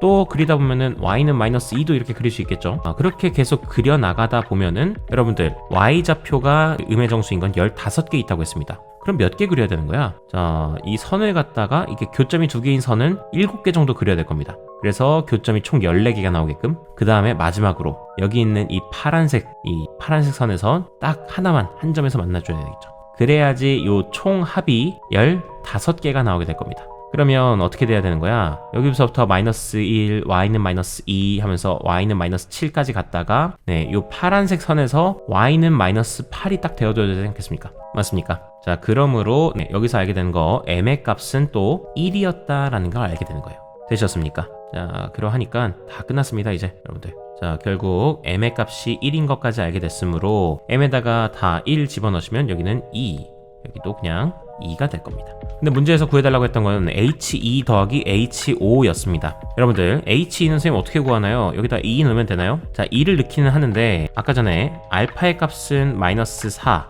그리고 베타의 값은 4였습니다. 그러면 이 조건을 딱 맞춰서 지금 현재 H는 X의 값이 만약에 마이너스 4와 4 사이면은 이 GX를 따라가라고 했습니다. 그러므로 지금 H2라는 녀석은 마이너스 4와 4 사이의 값이니까 이 H2의 값은 바로 G2의 값과 똑같았던 거고, 반면에 H5의 값은 4보다 큰 영역이기 때문에 F의 값을 따라갑니다. 그래서 F5가 되는 거예요. 그러므로 G2의 값 계산해 주시게 되면은 마이너스 4 플러스 4 플러스 16이 되면서 그냥 16이 나오겠고요. 그 다음에 F5는 여기다 5 대입하시게 되면 35 마이너스 16이 되면서 얘는 19가 나오게 되겠네요. 됐습니까? 그러므로 이 둘 더해 주시게 되면은 정답은 35가 나오게 되겠습니다. 정답 35입니다. 되셨습니까? 자, 어려운 문제였고요. 조금 설명을 하다 보니까 좀 길어졌네요. 자, 그래서 이것도 참 잘 공부해 보시면은 좋을 것 같습니다. 그래서 이런 것들을 조금 여러분들이 익숙해지셔야 됩니다. 그래서 이런 조건들이 뭐 어쩌라는 거야 싶을 텐데, 그 어쩌라는 거야 싶을 텐데에서 한 걸음 더 나가셔야 돼요. 그리고 항상 생각하셔야 됩니다. 이걸 만족하는 함수는 하나밖에 없어요. 그러니까 H2랑 H5의 값을 그냥 계산해 달라고 하는 거지. 그러다 보니까 이것저것 해보시면서 되는 걸 찾았어? 그럼 그게 정답이에요. 되셨습니까? 여러 시도를 좀 해보셔야 된다. 그리고 저런 조건에 만족하는 건 오로지 하나밖에 없다 라는 거. 다음 또 가보도록 하겠습니다. 다음에 165번 보겠습니다. 165번, 요거는 이제 여러분들이 요거는 이제 공부를 해보셔야 됩니다. 자, 어떤 거냐, 2차 함수 fx는 a, x-1의 전체 제곱 마이너스 10이라고 나와 있습니다. a는 양의 실수라고 돼 있고요. 그리고 실수 k에 대해서 x가 지금 이렇게 범위 안에 있을 때에서 함수 절대값 fx의 최대값을 gk라고 하자. 그랬을 때 함수 gk가 다른 조건을 만족시킨다 하고서 조건들도 나와 있고, 그 다음에 gk가 여기서 최소값 m을 가진다라고 했습니다. 야, 그러면은 정신이 조금 혼미해집니다. 이게 뭔 얘기야 도대체? 자, 그렇게 되실 텐데, 자, 차근차근히 이 밑에 있는 조건들을 지금 눈에 들어오지도 않을 테니까 하나씩 그냥 한번 봅시다. 우선 fx라는 게 생각보다 잘 줬어요. 예, 최고차항 계수 양수라는 것도 줬으니까 우선 아래로 불러긴 함수가 될 거라는 거. 그 다음에 꼭지점의 좌표도 줬습니다. 그래서 꼭지점의 좌표가 현재 1, 마이너스 10이라는 것도 알고 있어요. 자, 그 다음에 지금 x가 k-1부터 k 플러스 1일 때까지 지금 이 절대값 fx의 최대값을 갖다가 gk라고 하기로 했답니다. 자, 우리가 절대값이라는 걸 보면은 생각하셔야 되는 건 그냥 딱 하나밖에 없습니다. 자, fx 밑에 왔을까요? 절대값 fx는 둘 중에 하나입니다. 그냥 fx 그 자체로 나올 때가 있고요, 아니면은 마이너스를 붙여가지고 마이너스 fx로 나올 때가 있습니다. 자, 첫 번째 경우는 어떤 경우예요? 여기 있는 이 내용물 fx가 그냥 양수이면 뭐 혹은 0 이상이라고 합시다. 자, 그렇게 되면은 이대로 그냥 나오게 되겠고, 만약에 안에 있는 녀석이 음수였어. 음수가 그대로 나오지 않고요, 얘를 양수로 바꿔주기 위해서 마이너스를 꼭 붙여줍니다. 그러므로 fx가 0보다 작을 때는 마이너스 fx를 해주는 거예요. 됐습니까? 자, 그러면 지금 x가 k-1부터 k 플러스 1일 때까지 그 구간 안에서의 최대값을 갖다가 gk라 놓기로 했답니다. 그러면 여러분들 조건이 뭔지 잘 모르겠으면은 k에다가 숫자를 아무거나 한번 넣어보셔서 그래서 조건을 확인하시는 것도 방법입니다. 자, 그러면 이런 거 있습니다. 예를 들어서 제가 k의 값이 한번 뭐 0이라고 한번 해볼게요. 그러면 x의 범위 자체가 어디서부터냐면 마이너스 1부터 1까지입니다. 맞죠? 그러면 이 범위 안에서 우선 fx를 다시 그려보게 되면 여기가 1일 때 마이너스 10일 테고, 그 다음에 범위는 마이너스 1부터 1까지니까 대략적으로 제가 여기를 마이너스 1이라 잡을게요. 그럼 함수는 이렇게 빨간색 부분만 생각하시면 됩니다. 자, 이 구간에서 마이너스 1일 때 값을 그냥 제가 임의로 잡아서 6이었다고 하겠습니다. 자, 그럼 마이너스 1부터 1까지 그냥 이 자체의 최대값은 누굽니까? 하시면 6이라고 대답을 하겠죠, 보통은. 자, 그러나 지금의 경우는 조금 다릅니다. 자, 지금의 경우는 어떤 거냐면 fx의 최대값을 구해달라고 한 게 아니라 그 fx의 값에다가 절대값을 씌운 녀석의 최대값이에요. 그러면 여기 어딘가에는 분명히 마이너스 3 같은 것도 있었겠죠. 자, 그러나 마이너스 3을 갖다가 우리는 뭐라고 생각해야 되냐면 플러스 3이라고 생각해야 되는 겁니다. 그러니까 함수값이 뭐 예를 들어 a였을 때 마이너스 3이 나왔어. 그러면은 fa의 값은 이제 절대값을 씌워서 절대값 마이너스 3이 되겠고, 그 녀석의 값은 3인 겁니다. 됐습니까? 자, 그리고 f-1은 마이너스 1일 때 함수값은 6이었기 때문에 그냥 절대값 6이므로 양수는 그냥 나옵니다. 그래서 그냥 6이에요. 자, 이렇게 음수인 녀석들은 다 양수로 생각하고서 서로 비교를 해줘야 된다는 겁니다. 그럼 이렇게 봤을 때 지금 물론 양수에서는 6이 대빵이긴 하겠지만 음수에서는 마이너스 10이 제일 크단 말이죠. 그럼 이 녀석 결국엔 양수로 바뀔 거잖아요, 절대값 때문에. 자, 그러하니 마이너스 10은 마이너스 10이 아니라 플러스 10이라고 생각해야 되는 겁니다. 그러므로 마이너스 1부터 1까지의 이 구간에서의 절대값 fx의 최대값은 10이라고 얘기해 주셔야 된다는 겁니다. 되시겠습니까? 자, 그러하다 보니까 이렇게 fx를 그림을 그리시게 될 때 어느 순간 꼭지점의 좌표가 마이너스 10이니까 음수가 됐으니까 어딘가 y는 x에서 두 점에서 만날 겁니다. y는 x란다. y는 0이라고 하는 x축에서 두 점에서 만나게 될 겁니다. 그러면 자, 그 아래에 있는 x축보다 아래에 있는 영역들은 다 뭐 마이너스 1 값도 있겠고요, 마이너스 2도 있겠고요, 아니면 마이너스 3도 있고 뭐 다양할 겁니다. 자, 그런데 그때마다 그 녀석들의 값은 마이너스 1, 마이너스 2, 마이너스 3으로 할 게 아니라 난 지금 다 그 함수 값에다가 절대값을 씌운 녀석을 생각해 줄 거예요. 그러다 보니까 마이너스 1은 1로 생각합니다. 마이너스 2는 2라고 생각합니다. 자, 그리고 여기 나와 있는 마이너스 10은 10이라고 생각해 줍니다. 자, 그러므로 이 밑에 있는 것들은 그냥 지워버리시고, 지워버린 다음에 차라리 그냥 이것들을 다 이렇게 위에 그림이 그려진다고 생각하시면은 차라리 그림 보시기에 훨씬 편할 겁니다. 자, 이게 바로 내가 절대값 fx를 생각해야 하는 방식이에요. 되시겠습니까? 여기에 어딘가에는 이제 10이 있는 거다. 1일 때 10이 된다. 되시겠습니까? 자, 그러면 우선은 요 사이에서 이제 최대값을 갖다가 gk라고 할 건데, 우선은 아까 전에 k가 0이었을 때는 자, 최대값이 10이 나왔었죠. 그러므로 여기선 뭘 얘기할 수 있느냐, g0의 값은 10이 나온다라는 겁니다. 되셨습니까? 자, 그런 식으로 제가 그냥 예시를 한번 들어본 거예요. 좋습니다. 자, 그럼 다시 좀 지워보겠습니다. 자, 그럼 여러분들, 제가 아래에다가 다시 새로 크게 조금 그림을 그려볼게요. 그림 그려놓고 그리고 y값이 10이 되는 지역도 이렇게 표시를 하겠습니다. 한 번에 제대로 그렸어. 자, 그 다음에 다음 조건들을 또 읽어 나갑니다. k는 10을 만족시키는 실수 k의 최대값은 루트 10이라고 했습니다. 자, 그러면 여기서 gk가 최대값은 루트 10이다. 그러면 k 값이 딱 이제 최대값이 10이 되는 그 영역은 루트 10일 때가 가능하다라는 거. 그러면 여러분들 생각을 해야 될 게 구간을 제가 딱 정합니다. 이제부터는 저는 gk라는 함수를 갖다 직접 그림을 그려야 돼요. 그림을 그려서 어느 영역에서 최소값을 가지는지도 찾아야만 합니다. 자, 그러면 gk를 그리기 위해서는 제가 구간을 잡아야겠죠. 자, 이 구간은 x가 k-1일 때부터 k 플러스 1일 때까지입니다. 괜찮습니까? 그러면 이렇게 구간을 놓고서 이 구간을 잡아봅시다. 예를 들어 이렇게 구간을 잡았습니다. 그러면 당연히 이 구간 안에서의 그 절대값 fx의 최대값은 x가 k-1일 때 최대값을 갖겠죠? 맞습니까? 왜냐면 왼쪽이 더 높을 테니까. 자, 그리고 나서 점점 이렇게 온다고 칩시다. 점점 구간을 잡다 보면은 자, 어느 순간에 이쪽쯤이라고 잡아볼까요? 그럼 어느 순간에 딱 요 10이 잡혔어. 이 구간 안에. 자, 10이 잡혔으면은 여기서 구간의 최대값은 이제 누구예요? 10이 됩니다. 그리고 이렇게 잡아볼까요? 여전히 이 구간 안에서 최대값 누구예요? 10입니다. 자, 10 계속 10 갔다가 자, 여기서도 구간의 최대값은 10이 될 겁니다. 자, 그러고 나서 그 후에 내가 만약에 조금이라도 움직이는 순간에 이제는 값이 함수 값을 생각해야 되는 게 여기서부터 여기까지잖아요. 그러다 보니까 최대값이 더 이상 10이 안 되고 여기가 최대값이 되게 될 겁니다. 맞습니까?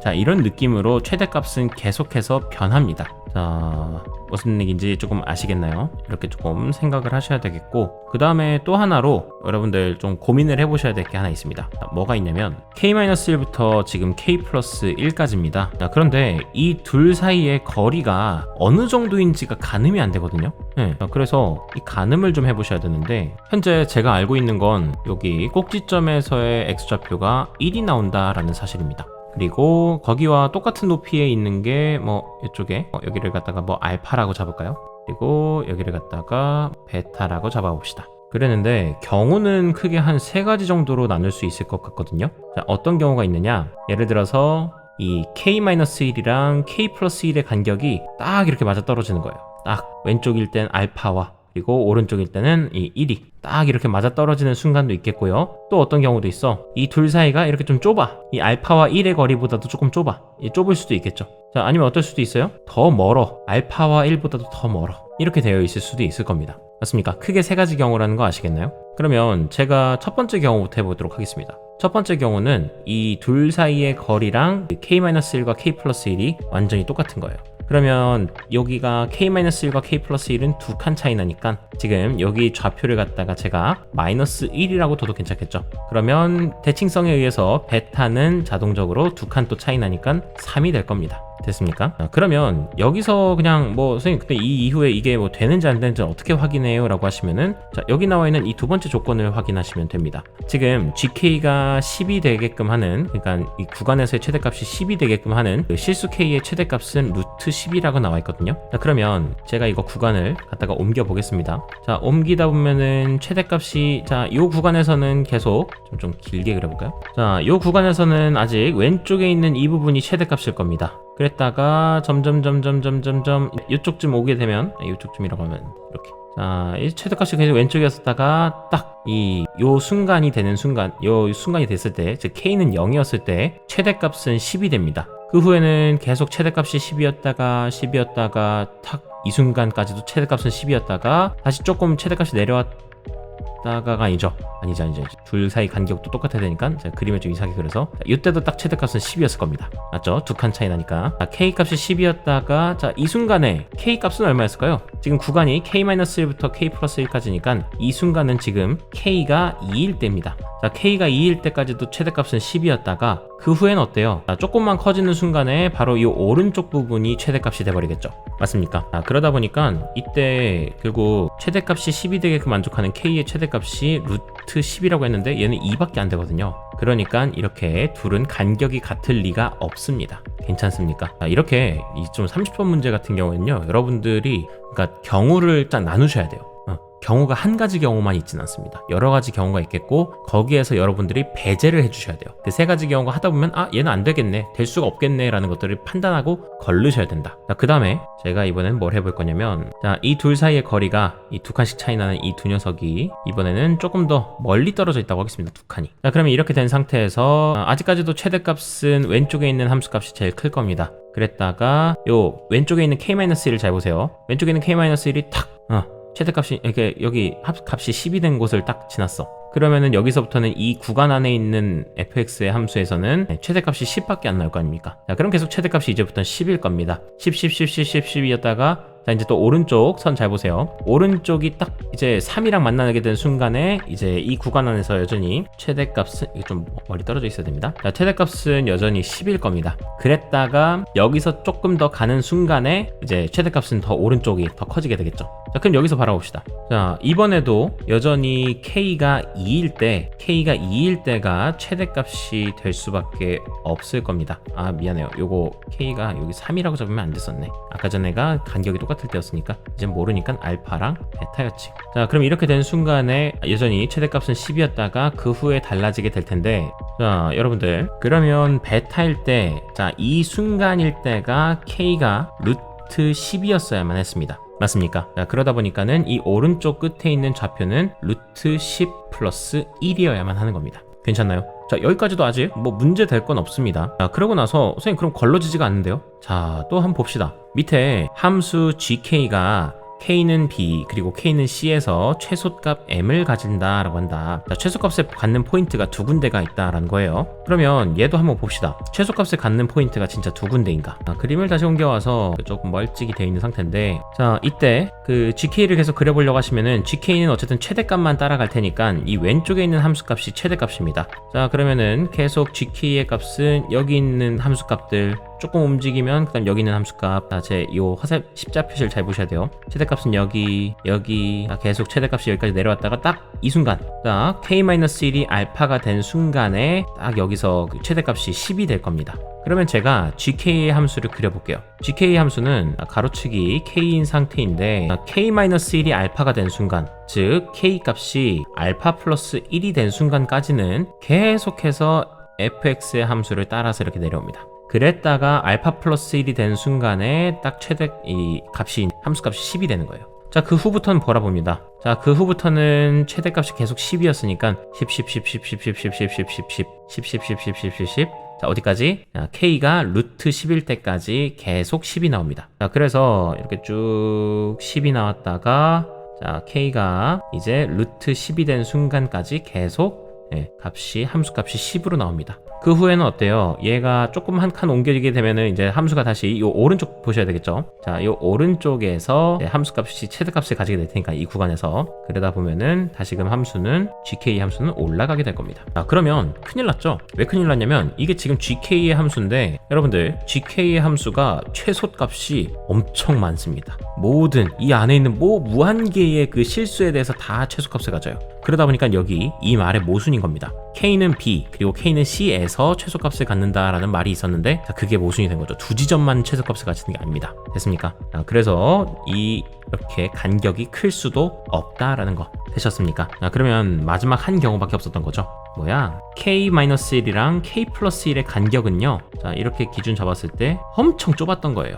네, 이렇게 알파와 1의 간격보다도 조금 더 좁았던 겁니다. 그래서 얘네들을 이렇게 둔 채로 옮겼어야 됐던 거예요. 되셨습니까? 네, 그럼 자, 이렇게 된다고 치고 옮겨 봅시다. 그러면 최대값만 바라봅니다. 우선은 얘를 왼쪽만 쭉 바라보다가 k-1이 알파가 됐을 때, 자, 이때조차 여전히 최대값은 얘입니다. 자, 최대값은 여전히 왼쪽에 있는 끝이 되겠고요. 그 다음에 이렇게 온 순간까지도 여전히 최대값은 왼쪽에 따라갑니다. 간격 조금만 더 좁혀볼게요. 자, 그리고 나서 그 후에 최대값이 계속 10이 되느냐? 안 그렇습니다. 자, 요 왼쪽에 조금만 움직여 보면은 이제 둘 다 내려갑니다. 한쪽은 내려가고 있고 한쪽은 올라가고 있고. 자, 그러다 보니까 최대값은 조금 더 줄어들긴 하는데요. 자, 그런데 어느 순간, 눈치를 챈 사람도 있겠지만 어느 순간에 이 높이가 똑같아지는 순간이 있을 거예요. 맞습니까? 자, 그 순간을 한번 포착하셔야 됩니다. 자, 그 순간이 뭔지 모르겠으니까 저는 여기를 갖다가 별 표시를 한번 해둘게요.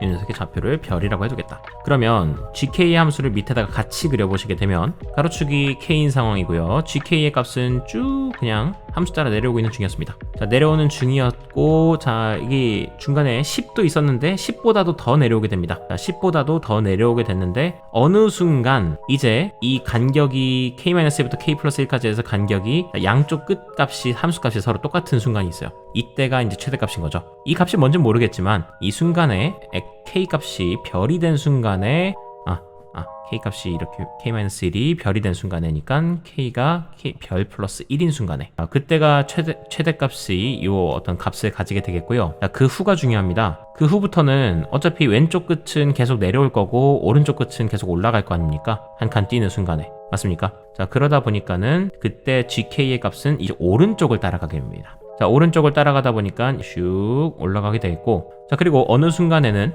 이제 요 오른쪽 k 플러스 1이 1에 맞닿는 순간엔 최대값이 이제 10을 만나게 되겠죠. 자, 그러면 10이 된 순간부터는 한동안은 계속 10 계속 10 계속 10일 겁니다. 됐습니까? 자, 그래서 미안해요. 이거 10이었으면 좀 이렇게 그려줄까. 10을 딱 맞춰서, 자, 그 후부터는 한동안은 계속 10일 겁니다. 10이었다가 이제 또 조금 더 건너갑니다. 그럼 이제부터 최대값은 더 이상 10이 아니게 됩니다. 좀 내려오게 돼요. 자, 그럼 내려옵니다. 자, 그러니까 GK도 한동안 또 내려옵니다. 내려오는데, 자, 이렇게 또 어느 순간 또 최대값이 또 같아지는 순간이 있겠죠. 제가 지금 그림이 되게 지저분하게 그려져 있지만 왼쪽이랑 오른쪽이랑 또 높이 똑같은 겁니다. 자, 그럼 어느 순간 또 똑같아졌을 거야. 그럼 똑같아지면은 그 순간 이후부터는 다시 왼쪽 끝에 최대값이 되는 게 아니라 오른쪽 끝이 최대값이 될 겁니다. 그래서 쭉쭉쭉 최대값이 올라가게 될 거예요. 그래서 함수가 gk는 이렇게 그려지게 됩니다. 무슨 이빨 모양처럼 되죠? 어금니 모양처럼. 그러면 이게 바로, 자, 별 플러스 1이라고 해놓고 한 이 부분이 사실상 뭐였냐면 b였고 c였다라는 겁니다. gk가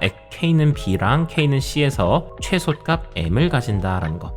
이 최소값을 갖다가 m이라고 표현하기로 한 거구나. 괜찮습니까? 이렇게 됐다라는 겁니다. 자, 그리고 또 하나로는 뭐 여기 우리가 아직 안 쓴 조건 중에 하나가 이렇게 최대값으로 10을 가지는 그 애들 중에서 k의 최대값이 바로 뭐라고 했었냐면 여기 k가 최대값이 뭐냐면 루트 10이라고 했잖아요. 맞습니까? 맞죠? 자, 그러면 k가 루트 10이 됐으면 요 지점 베타 지점이 바로 루트 10 플러스 1이라고 얘기를 했었고요. 그러면 루트 10 플러스 1일 때 함수는 y는 10 값을 가진다라는 거 아닙니까? 자, 지금 여기서의 함수는 y는 절대값 fx를 얘기하고 있는 겁니다. 자, 그러면 x에다가 루트 10 플러스 1 집어넣읍시다. 루트 10 플러스 1 집어넣으시게 되면은, 자, fx에다 집어넣을게요. 어떻게 돼? f에다가 루트 10 플러스 1을 대입해 주시게 되면은 얘는 a 곱하기 루트 10 플러스 1 마이너스 1이니까 없어지고 전체 제곱 마이너스 10이 될 겁니다.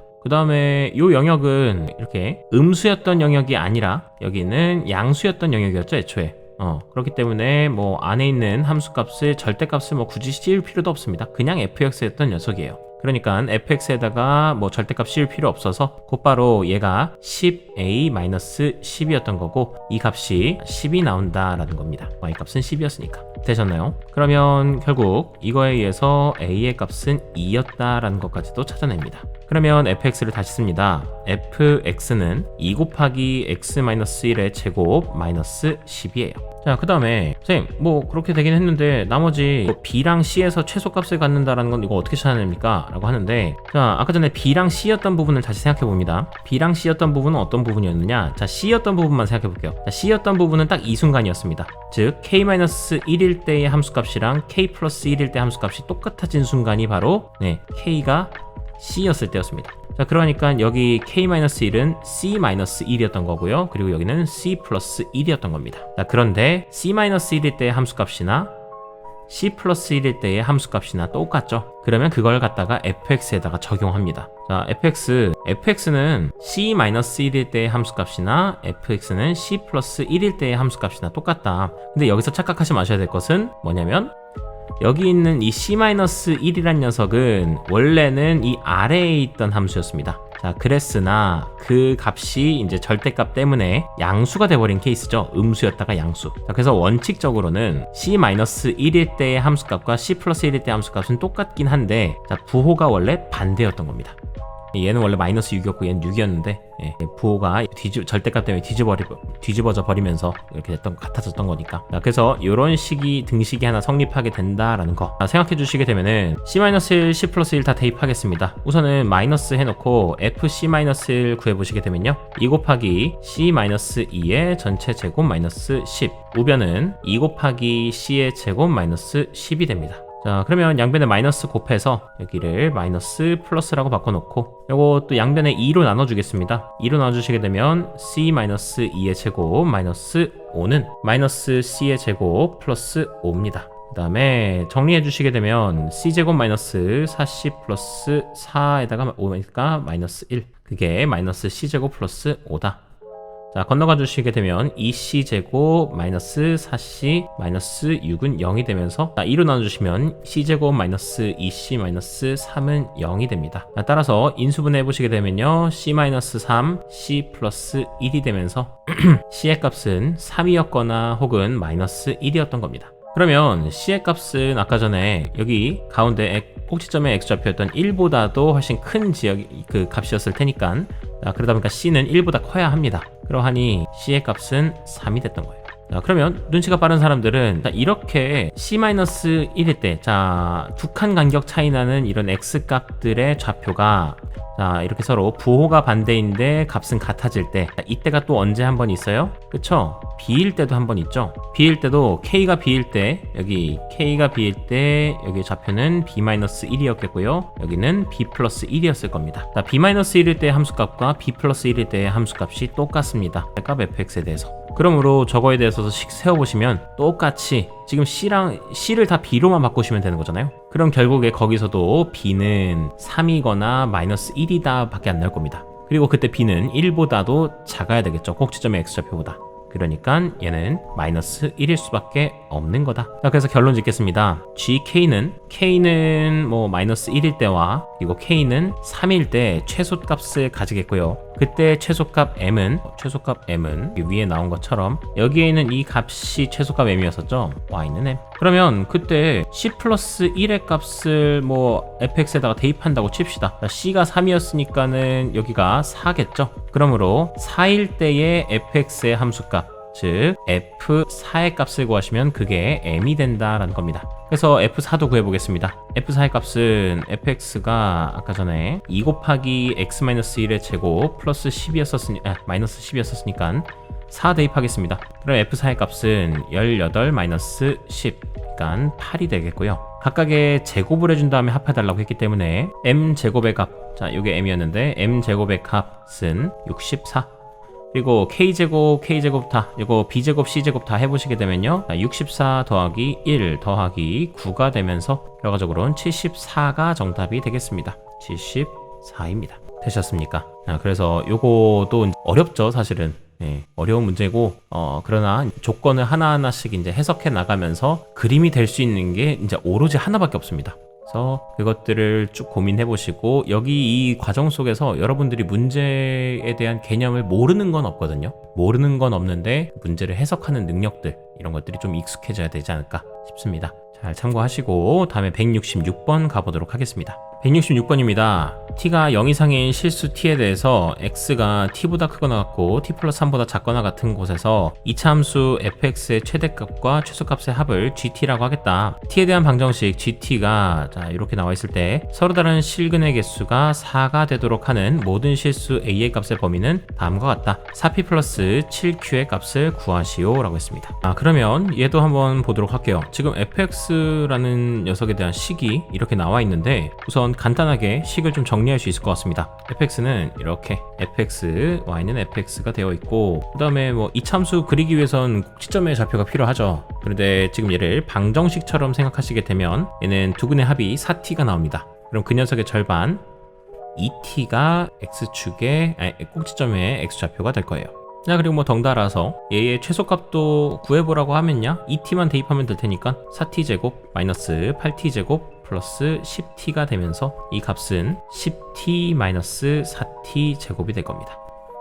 됐습니까? 네. 뭐 구해야 될지 말아야 될지 모르겠지만 일단 생각합니다. 자, 그리고 나서 x가 t 이상 t 플러스 3 이하인 구간에서의 이차함수의 최대값과 최소값을 합하겠다랍니다. 자, 그러면 여기 조금 어려운 게 지금 x의 범위가 t에 따라서 바뀌게 될 텐데, 근데 그 t가 또 이차함수의 모양을 바꿔버립니다. 예, 그 축도 바뀌게 되고, 그 다음에 뭐 최소값에도 영향을 주게 될 거예요. 값에도. 그러다 보니까 이 t 하나 때문에 많은 것이 바뀌게 되면서 이게 조금 혼동이 올 수 있는데, 침착하게 한번 생각해 보겠습니다. 얘는 경우를 나누자면 크게 세 가지 정도로 경우를 나눌 수 있습니다. 이런 식으로 x의 범위를 갖다가 이렇게 구간에 따라 나눠서 하는 건 여러분들 많이 출제되는 부분이니까 잘 알아두시고, 자, 그러면 x가 현재 t 이상 t 플러스 3 이하라고 했으니까 여기 좌변에 있는 왼쪽에 있는 선을 갖다가 t, 그리고 오른쪽을 t 플러스 3이라고 두겠습니다. 그러면 얘를 옮겨 놓으면서 생각을 해보시게 됐을 때 우선 맨 왼쪽에 있다고 생각해 봅시다. 그러니까 이 t 플러스 3이 오른쪽 끝이 2t보다도 작거나 같을 때,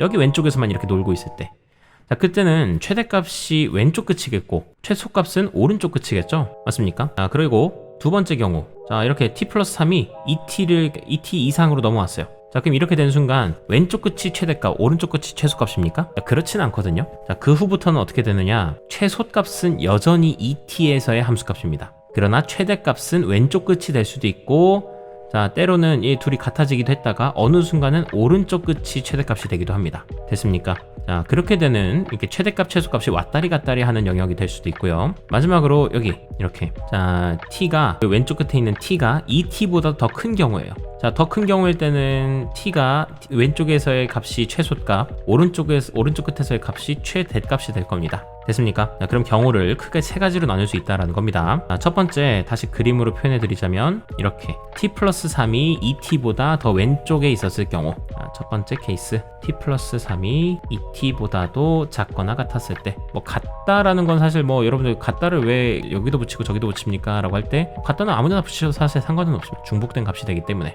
연속적으로. 자, 그러면 t 플러스 3은 2t보다 작거나 같다인데요, 요거는 달리 얘기하자면 t가 건너가서, 자, t가 3보다 크거나 같다라는 얘기가 됩니다. 자, 그런 케이스가 하나 있겠고요. 케이스 다 얘기해 봅시다. 자, 두 번째는 이 t가 t와 t 플러스 3 사이에 있는 겁니다. 그러므로 t 플러스 3이 2t보다 더 크거나 같을 때도 있겠고, 그리고 또, 자, 2t가 t보다 더 작거나 같은 영역도 있겠고, 자, 그래서 이걸 또 써보시게 되면요, t보다 2t가 더 크거나 같거나, 혹은 2t보다도 t 플러스 3이 있고, 그리고 또 t 플러스 3보단 작거나 같아야 된다라는 거. 그럼 이렇게 세 가지 항이 나오게 됐을 때의 부등식은 여러분들이 이렇게 둘로 나눠서 한다라는 거 많이 보셨었죠? 저 1번 그 부등식도 만족해야 되고 2번 부등식도 만족해야 된다. 자, 그러므로 얘는 1번 부등식에 의해서 t 건너가시게 되면요, 자, t는 0보다 크거나 같아야 되고, 또 2번 부등식 t가 건너오시면 t는 3보다도 작거나 같아야 된다가 되면서 결론적으로 얘는 t가 0보다는 크거나 같으면서 3보단 작거나 같아야 된다가 됩니다.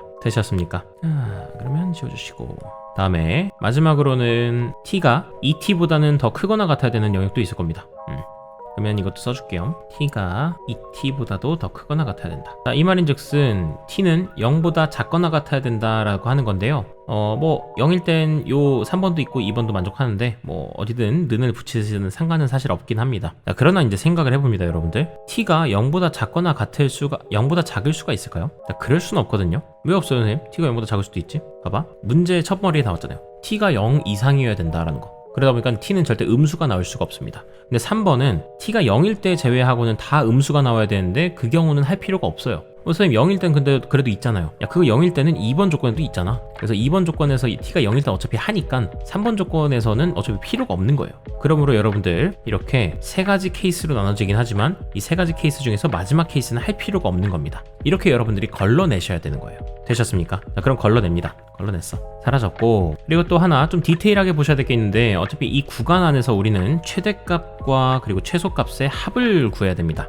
그걸 GT라고 할 거예요. 자, 그런데 이 상황에서 여기서 이렇게 왔다리 갔다리 하는 와중에 만약에 이렇게 t가 이제 t 플러스 3보다 조금 더 2t랑 멀리 떨어져 있어. 멀리 떨어져 있으면 더 높이 있을 테니까 이때는 왼쪽 끝이 최대값이겠죠. 반면에 만약에 이렇게 t가 조금 더 2t랑 가까이 붙어 있어. 그러면 t 플러스 3일 때의 함수값이 더 최대값일 겁니다. 맞나요? 자, 그러다 보니까는, 자, 어느 순간엔 최대값이 바뀌게 되다 보니까 그 기준점을 좀 잡을 필요가 있습니다. 자, 그래서 그 기준점은 어떻게 잡느냐, 바로 이 둘이 함수값이 양 끝에 함수값이 똑같아지는 순간이 있을 겁니다. 자, 이렇게 대칭을 이루는 순간이 있을 텐데, 자, 그 대칭 이루는 순간은 바로 자 t와 t 플러스 3이 2t랑 같은 간격만큼 떨어져 있는 거겠죠. 자, 반대로 얘기하면은 t와 t 플러스 3의 평균이 2t가 되는 겁니다. 그러므로 자, 얘와 평균 내봅시다. 2t 플러스 3이 2t가 되는 겁니다. 자, 그 순간이 언제인지를 포착해 보려고 하는 거니까, 자, 2 건너가시고요. 그럼 2t 플러스 3은 4t가 되겠고, 자, 2t 건너가시게 되면은 3은 2t다. 즉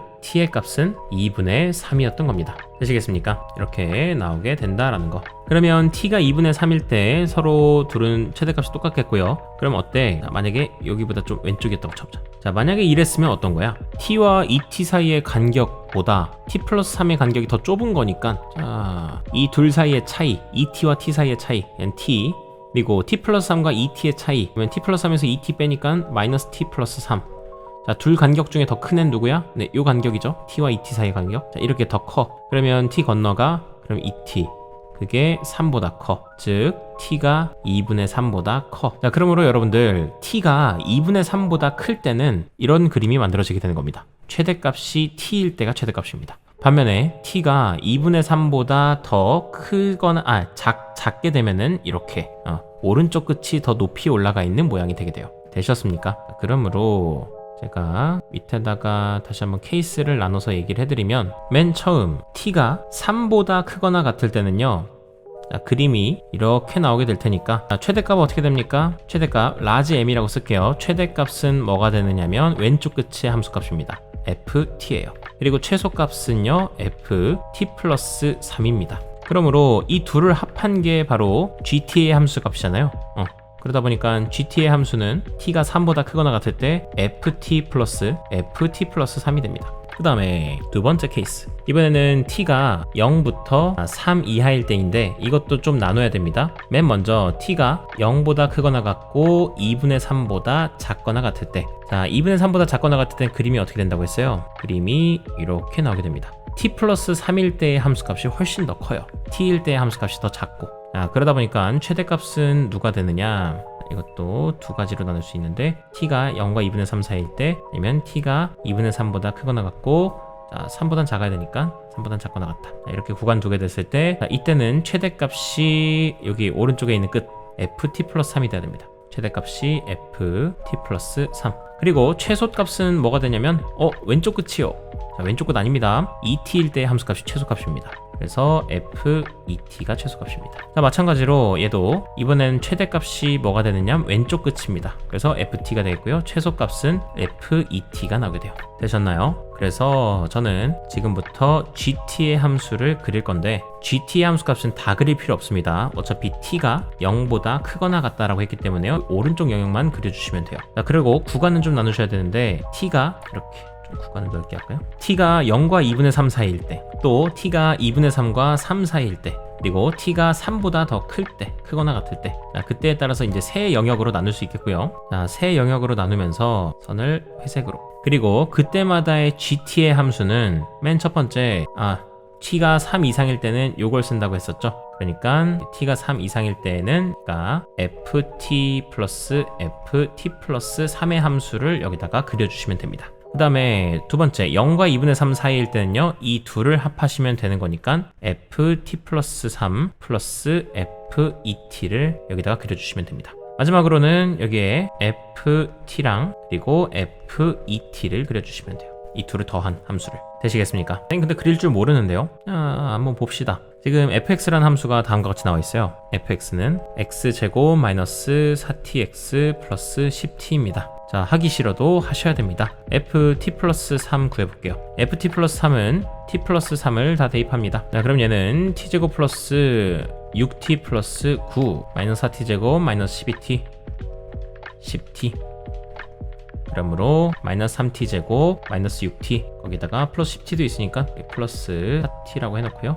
플러스 9라고 하겠습니다. 이렇게 하나 나오게 됐고, 등장인물 일단 정리 좀 할게요. 그 다음에 f2t도 나오니까 f2t도 정리해보자. 바로 대입하시게 되면요, 4t제곱 마이너스 8t제곱 플러스 10t 그러면 이거 계산 그냥 바로 해서 마이너스 4t 제곱 플러스 10t 넣고, 그 다음에 하나 더 ft 플러스 3은 해놨고, 그리고 ft를 아니 놨네. ft도 합시다. ft는 간단하죠. t제곱 마이너스 4t제곱이니까 그냥 곱하로 마이너스 3t제곱 플러스 10t가 될 겁니다. 그러면 이걸 갖다가 첫 번째 함수부터 ft 플러스 3이랑 f2t를 더해달라고 했습니다. 그러면 이 둘을 더하시면 될 테니까 이 둘을 더한 걸 갖다가 여기다 써보시게 되면요, 여기는 마이너스 7t 제곱 그 다음에 플러스 14t 플러스 9입니다. 그 다음에 가운데 ft랑 f2t를 더해달래요. 그러면 이 아래에 있는 거 두 개 더하시면 되니까 여기는 마이너스 7t 제곱 플러스 20t, 그 다음에 ft랑 ft 플러스 3을 더해달랍니다. 이 양쪽 끝에 있는 거 더해주시게 되면요, 여기는 마이너스 6t 제곱 플러스 14t 플러스 9가 나오게 돼요. 되었습니까? 그래서 함수 뭐 그리라면야 그릴 수 있는데 좀 되게 귀찮거든요. 귀찮아가지고 좀 일단 대기 시켜놓고, 지금 여기서 t에 대한 방정식 gt는 마이너스 t 플러스 a에 서로 다른 실근의 개수가 4가 되도록 하는 모든 실수 a의 값의 범위를 구해달라고 했습니다. 그럼 여러분들 생각합니다. 첫 번째 방법은 gt는 마이너스 4t 플러스 a라는 이 녀석의 실근의 개수를 구하시려면 어떻게 하는 방법이 있느냐, y는 gt 그리고 y는 마이너스 4t 플러스 a가 있는데, 이 둘을 각각 그린 다음에 이 둘 그래프 사이에 교점의 개수를 찾으시면 됩니다. 맞습니까? 자, 그러려면 선생님 gt 진짜 그려야 되는 거예요? 네, 진짜 그리셔야 됩니다. 그리시고 마이너스 4t 플러스 a도 뭔가 그리셔야 돼요. 그래서 교점이 4개가 되는 그 지점을 a의 범위를 또 찾으셔야 됩니다. 근데 그게 너무 저는 좀 어려운 것 같아요. 왜냐면 이거 그리기도 힘들어 죽겠는데, 그래서 저는 조금 더 다른 방법으로 이제 접근을 해보려고 합니다. 어떻게 접근하려고 하는 거냐면, 이렇게 할 게 아니라 차라리 마이너스 4t를 넘겨. 그러면 gt 플러스 4t라는 함수는 a다, gt 플러스 4t는 a다 라는 방정식을 만들고 얘의 실근의 개수를 구해도 뭐 사실 상관은 없잖아요. 어차피 같은 방정식인데. 그러면 내가 그려야 될 숙제가 어떻게 되는 거냐, y는 gt 플러스 4t라는 함수와 그리고 y는 a라는 함수를 그려서 이들의 그 교점의 개수가 4개가 나오게 되도록 만들기만 하면 된다는 거예요. 실근의 개수가 4개라는 것. 차라리 이게 더 그리기 쉽지 않겠습니까? 그래서 y는 a라는 것도 이렇게 그리면 되겠고, 그래서 제가 요거 교육청 문제 풀고서 교육청 해설에서는 또 어떻게 풀었나 봤는데, 얘는 아까 전 요 상태에서 각각이 얘 그림 그리고 얘 그림 그려가지고 문제를 풀더라고요. 근데 그렇게 하면 좀 어려울 것 같은데, 그래서 어려워가지고 저는 그것보다는 이 방법을 훨씬 추천합니다. 그냥 얘 따로 그려, 그리고 y는 a 따로 그려, 그리고 교점 4개 되도록 만들어. 됐습니까? 자, 그러면 자, 선생님 말이 쉽지, gt 플러스 4t 이거 어떻게 그립니까? 자, gt 플러스 4t? 안 어려워. 괜찮아. 자, 지금 제가 여기다가 써놓은 거는 y는 gt의 함수입니다. 구간에 따라 좀 달라지는. 근데 얘를 그릴 게 아니라 y는 gt 플러스 4t를 그려야 돼요. 자, 그러므로 양변에다가 다 4t를 더합니다. 자, 4t 더해주시게 되면요, 여기다가 플러스 4t를 해. 그러면 마이너스 7t 제곱 플러스 18t가 되겠고요. 이 가운데는 플러스 24t가 되겠고, 자, 마지막은 여기도 플러스 18t가 나오게 될 겁니다. 됐습니까? 자, 이렇게 변화된 함수에다가 그림도 한번 또 그려보도록 할게요. 진짜 그림도 제대로 그리려고 하시면 어차피 다 2차 함수인 건 보이시나요? 다 2차 함수인 거고, 여기 2차 함수에서 얘는 꼭지점의 좌표를 생각해 보시게 되면은 꼭지점의 좌표가 일단 두근의 합 7분의 18이 나옵니다. 그럼 그 녀석의 절반 7분의 9예요. 자, 그러면 7분의 9이다 보니까 꼭지점이 2분의 3보단 작아요. 그래서 아래에다가 똑같이 그림을 그려보시게 되면은 제가 대충 이렇게 그려지게 될 겁니다. 여기가 7분의 9였던 거예요. 그 다음에 가운데도 여기 두근의 합은 7분의 24가 나옵니다. 그러면 그 녀석의 절반 7분의 12입니다. 7분의 12는 2분의 3과 3 사이에 있기 때문에요. 자, 또 그림이 이렇게 그려지게 될 겁니다. 됐습니까? 3일대의 함수값을 해보시게 되면요, 이게 9, 7에 63 그리고 플러스 72니까 그래도 양수가 나오네. 그러면은 대충 이렇게 그려줬죠. 자, 그리고 약간 디테일이긴 한데요, 사실 저는 이제 문제를 한번 풀어봤으니까 여기가 그 높이가 똑같거든요. 꼭지점에서의 7분의 12일 때랑 저기일 때가 높이가 서로 똑같습니다. 그래서 이렇게 그려놓은 거고, 그 다음에 3일 때부터 여기 마이너스 6t제곱 플러스 18t 돼 있는데 두근의 합은 3이 나옵니다. 두근의 합 3 나오겠고요. 그러면 그 녀석의 절반 2분의 3입니다. 꼭지점의 좌표가 2분의 3이었습니다. 그러면 꼭지점의 좌표가 여기 2분의 3 쪽에 있었던 거예요. 그럼 여기서부터 시작해서 뭔가 내려왔을 거 아니야? 그러니까 이렇게 위로 볼록인 상태로 내려왔지 않았습니까? 그래서 이런 식으로 모양이 그려지게 되고요. 그 다음에 확인을 한번 시켜드리겠습니다. 7분의 9일 때랑 7분의 12일 때 그 함수 값을 각각 구해볼게요. 7분의 19 여기다 대입해 보시게 되면요, 오 힘드네.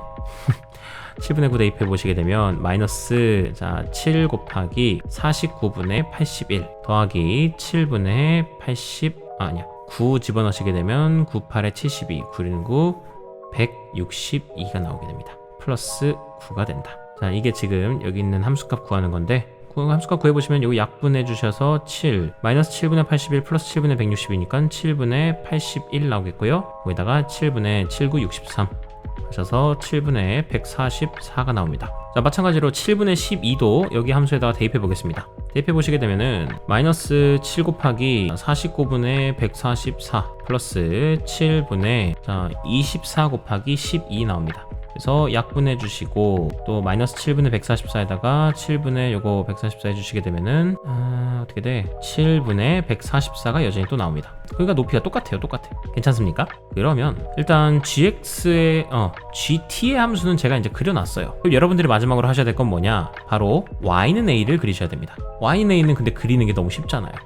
y는 a는 이렇게 그려놓고서 교점의 개수가 4개가 되는 것만 찾으시면 되는 겁니다. 자, 그럼 교점의 개수가 4개 되는 거는 여긴 절대 나올 리가 없습니다. 1 절대 나올 리가 없고, 자, 그리고 여기서부터 이제 교점의 개수가 4개가 나오겠죠. 자, 그러면 위에 7분의 144를 넘으면 안 된다는 건 알겠는데, 자, 그 아래면 된다는 건 알겠는데, 자, 여기 꼭 지점이 너무 거슬립니다. 자, 여기가 얼마여야 될까? 2분의 3일 때 함수값을 구해보겠습니다. 자, 2분의 3일 때 함수값은 뭐 왼쪽에다 대입하든 오른쪽에 대입하든 상관없으니까 오른쪽 간단한 데에다 대입하겠습니다. 2분의 3 대입해 주시게 되면은 여기가 마이너스 4분의 9, 7에 63 플러스 2분의 3이니까 대입하시면 36 나오네요. 그럼 얘는 4분의 통분하시게 되면 144 나오게 되면서 4분의 81 나오게 됩니다. 됐습니까? 그러니까 대략 한 20점 몇몇몇인 거예요. 7분의 144였고 여기는 4분의 81이었다. 근데 이 파란색이 더 높을 수도 있는 거 아닌가요? 여기가?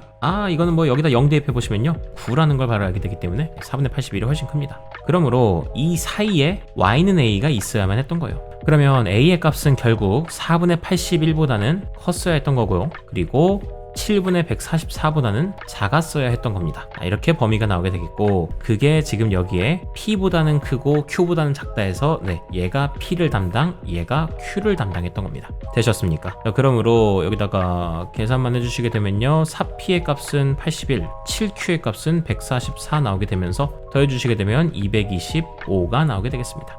정답 225입니다. 되셨나요? 오케이, 자, 다음 가보도록 하겠습니다. 자, 다음에 167번 보겠습니다. 시간이 살살 녹죠? 예, 시간이 엄청 빨리빨리 갑니다. 자, 여기서는 또 호다닥 가보도록 할게요. 여기는 이제 여러분들 또 기말고사 때 배우시게 될 내용이긴 한데, 3차 방정식 x세제곱 플러스 x-2는 0에 서로 다른 두 허근을 갖다가 알파랑 베타라고 하겠답니다. 그러면 알파분의 베타 더하기 베타분의 알파의 값을 구해달라 했어요. 자, 그러면 여기 인수분해할 수 있으면 인수분해를 좀 합시다. 지금 여기 x에다가 1을 대입해 보시게 되면요, 0이 나옵니다. 그러면 1 넣었는데 0이 나왔어? 예를 들어 우리가 함수에다가 1 넣었는데 0이 나왔어? 그럼 얘는 x-1을 인수로 갖고 있겠구나 라는 인수 정리가 생각나시죠? 자, 그래서 요거 조리제법 쓰겠습니다. 자, 3차부터 1, 그 다음에 2차는 없으니까 0, 그 다음에 1, 마이너스 2 하시고, 요거 x-1 인수로 가지니까요, 여기다 1 쓰시고서 1, 1, 1, 1, 2, 2, 0. 그러므로 얘는 인수분해가 x-1 그리고 x제곱 플러스 x 플러스 2가 된다. 그게 는 0이 된다라는 겁니다. 그럼 여기서 이미 실근으로는 1을 갖고 있을 겁니다. 자, 그럼 여기에서 허근이 2개가 있었던 거죠. 자, 그러므로 두 허근, 제가 알파랑 베타라고 한다면 알파 더하기 베타의 값은 마이너스 1, 근과 계수와의 관계에 따라서 알파 베타는 2가 나오게 될 것도 압니다. 그러므로 구하고자 했던 거 알파분의 베타, 베타분의 알파는 통분하시면 알파 베타분의, 자, 요건 베타 제곱 더하기 알파 제곱이니까 이거 곱셈공식 변형으로 하시게 되면요, 알파 더하기 베타의 전체 제곱 마이너스 2알파 베타가 나오게 됩니다. 자, 대입만 해주겠습니다. 그럼 얘는 2분의 요거 1 마이너스 4가 되면서 마이너스 2분의 3 나오게 되겠네요. 정답 3번입니다. 다음 가도록 하겠습니다. 다음에 168번입니다. x에 대한 3차 방정식이, 자, 허근이 3i가 나왔고요, 실근으론 알파를 가진다라고 합니다. 그랬을 때 k 플러스 알파의 값을 구하시오라고 했네요. 그러면은 여러분들 두 가지 풀이 방법이 있습니다. 첫 번째, 숙련되지 않은 사람용, 초보자용. 초보자용 풀이로는 어떻게 가느냐? 근 하나가 3i라고 돼 있으니까요 3i를 진짜 대입하시면 되죠 뭐. 대입합니다. 그러면은 3i의 전체 세제곱이니까요 얘는 계산하시면 27i의 세제곱이다. 즉 마이너스 27i가 되겠고, 그 다음에 마이너스 9i의 제곱이니까 플러스 9가 돼서, 그 다음에 3i도 대입하시면 3ki, 그 다음 마이너스 k가 0이 나와야만 할 겁니다. 자, 그러다 보니까는 i는 i끼리 서로 사라져야 하니까 k의 값은 9가 될 수밖에 없겠죠. k가 현재 실수라고 돼 있었으니까요 마이너스 k가 27i를 없앨 수는 없습니다. 자, 그래서 k는 9일 수밖에 없었고요. 그러면 딱 0이 나오겠네. 그래서 k의 값 9 찾아내시고, 그 다음에 k에다 9 대입해 주시게 되면 x세제곱 마이너스 x제곱 플러스 9x 마이너스 9는 0 되면서 인수분해 주시게 되면은 x제곱으로 앞에 2개 묶겠습니다. 그럼 x제곱 x 마이너스 1 더하기 여기도 9로 묶으시면 x 마이너스 1 되면서 얘가 x 마이너스 1로 묶어서 x제곱 플러스 9가 될 겁니다. 그러면 여기에서 실근으로 1을 가졌을 것이고 여기에서 이제 허근 2개를 가졌었겠죠. 그러다 보니까 허근이 근데 그것까지 알 필요는 없네요. 실근 알파를 가진다고 했으니까 실근 1인 거 찾았고 k의 값이 9인 거 알고 있으니까 9 더하기 1 하셔서 정답 10이 되겠습니다. 됐나요? 자, 그런데 이제 숙련자용 풀이라고 해보겠습니다. 자, 어떤 생각을 하시면 좋느냐, 지금 현재 얘 몇 차 방정식이에요? 3차 방정식입니다. 3차 방정식의 경우에는 얘가 실근을 어쨌든 가지긴 가지는데 실근은 하나 가지고 있고 허근도 하나 갖고 있습니다. 그럼 여러분들 이 방정식에서 허근은 절대 하나로만 존재하진 않습니다. 반드시 그 녀석의 켤레근을 꼭 갖고 있어요. 허근은 꼭 짝수개만큼 갖고 있습니다. 그러다 보니까 이 3차 방정식은 근은 3개긴 한데 실근이 하나 있는 거고요 허근이 2개 있는 겁니다. 되셨습니까? 자, 그러면 저 방정식 x세제곱 마이너스 x제곱 플러스 kx 마이너스 k는 인수분해가 될 때 우선 x 마이너스 알파 실근 가질 테니까 알파를 인수로 갖고 있겠죠. 자, 그럼 나머지가 이제 허근 2개가 여기서 나오게 되는 거예요. 그럼 생각해봐. 이건 2차일 텐데 근 중에 하나가 3i야. 개수는 다 실수일 거야. 그러면은 나머지 한 근도 뭐겠어? 우리 저번에 배웠던 개수가 모두 실수인데 한 근이 3i가 나와? 그럼 나머지 한 근은 마이너스 3i가 나오겠죠? 그래서 여기서의 근은 플러스 마이너스 3i라는 게 바로 나오게 되는 거예요. 되셨습니까? 자, 그러다 보니까는 여기는 두 근 합하시게 되면 0이니까 x제곱 플러스 0x, 그 다음에 두 근 곱하시게 되면 마이너스 9가 될 테니까요. 두 근 곱하시게 되면 플러스 9가 될 테니까 두 근의 곱 플러스 9 쓰여서 이렇게 식이 이렇게 될 수밖에 없다라는 겁니다. 되시겠습니까? 그렇게 되다 보니까 결과적으로 이게 식이 바로 나오게 되면서 여기 2차 식의 개수가 현재 마이너스 1이겠죠. 그러므로 x제곱이랑 여기 알파랑만 만나서 마이너스 1이 됐을 테니까 알파의 값이 1이라는 것도 이제 바로 알게 되겠죠. 2차가 만들어지는 게 그거밖에 없어요. 그래서 알파의 값은 1이라는 거를 이렇게 찾게 되겠고요. 그 다음에 k의 값은 뭐 상수끼리 곱하면 되는 거니까 마이너스 1이랑 9랑 곱해가지고 k가 마이너스 k가 나오더라. 그럼 k의 값은 9일 수밖에 없겠네. 그렇게 하셔서 10이 되기도 한다. 속도에 대한 문제가 아니라, 그러니까 숙련자용이라고 얘기를 하는 거는 뭔가 조금 더 많이 보이면 좋다라는 거죠. 네, 속도가 더 빨라진다도 있겠지만은 그것보다도 내가 배웠던 그 개념들을 이용하면 또 같은 얘기 아닌가? 라는 거. 그걸 조금 시야를 좀 넓히기를 바랍니다. 되셨나요? 네. 자, 다음 두 문제도 마저 가겠습니다. 자, 169번에 x에 대한 3차 방정식이 다음과 같이 나와 있고요. 한 근이 1이 나왔다라고 했습니다.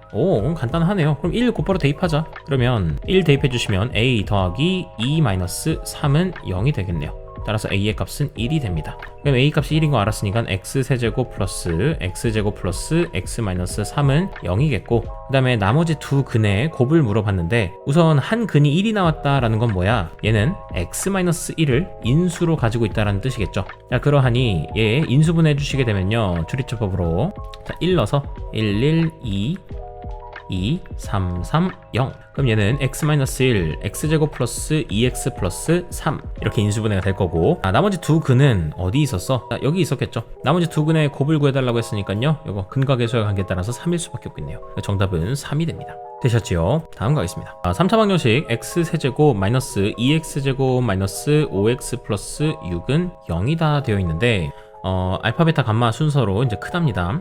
알파, 베타 플러스 이 감마, 이 녀석의 값을 물어봤는데, 이게 사실 알파 더하기 베타 더하기 감마만 물어봤다면 3차 방정식의 근과 계수와의 관계에 의해서 요거 보자마자 그냥 2라고 대답했으면 됐었는데, 그게 아니라 2감마다 보니까 이건 진짜 구체적으로 값을 구해야 되나 봐요.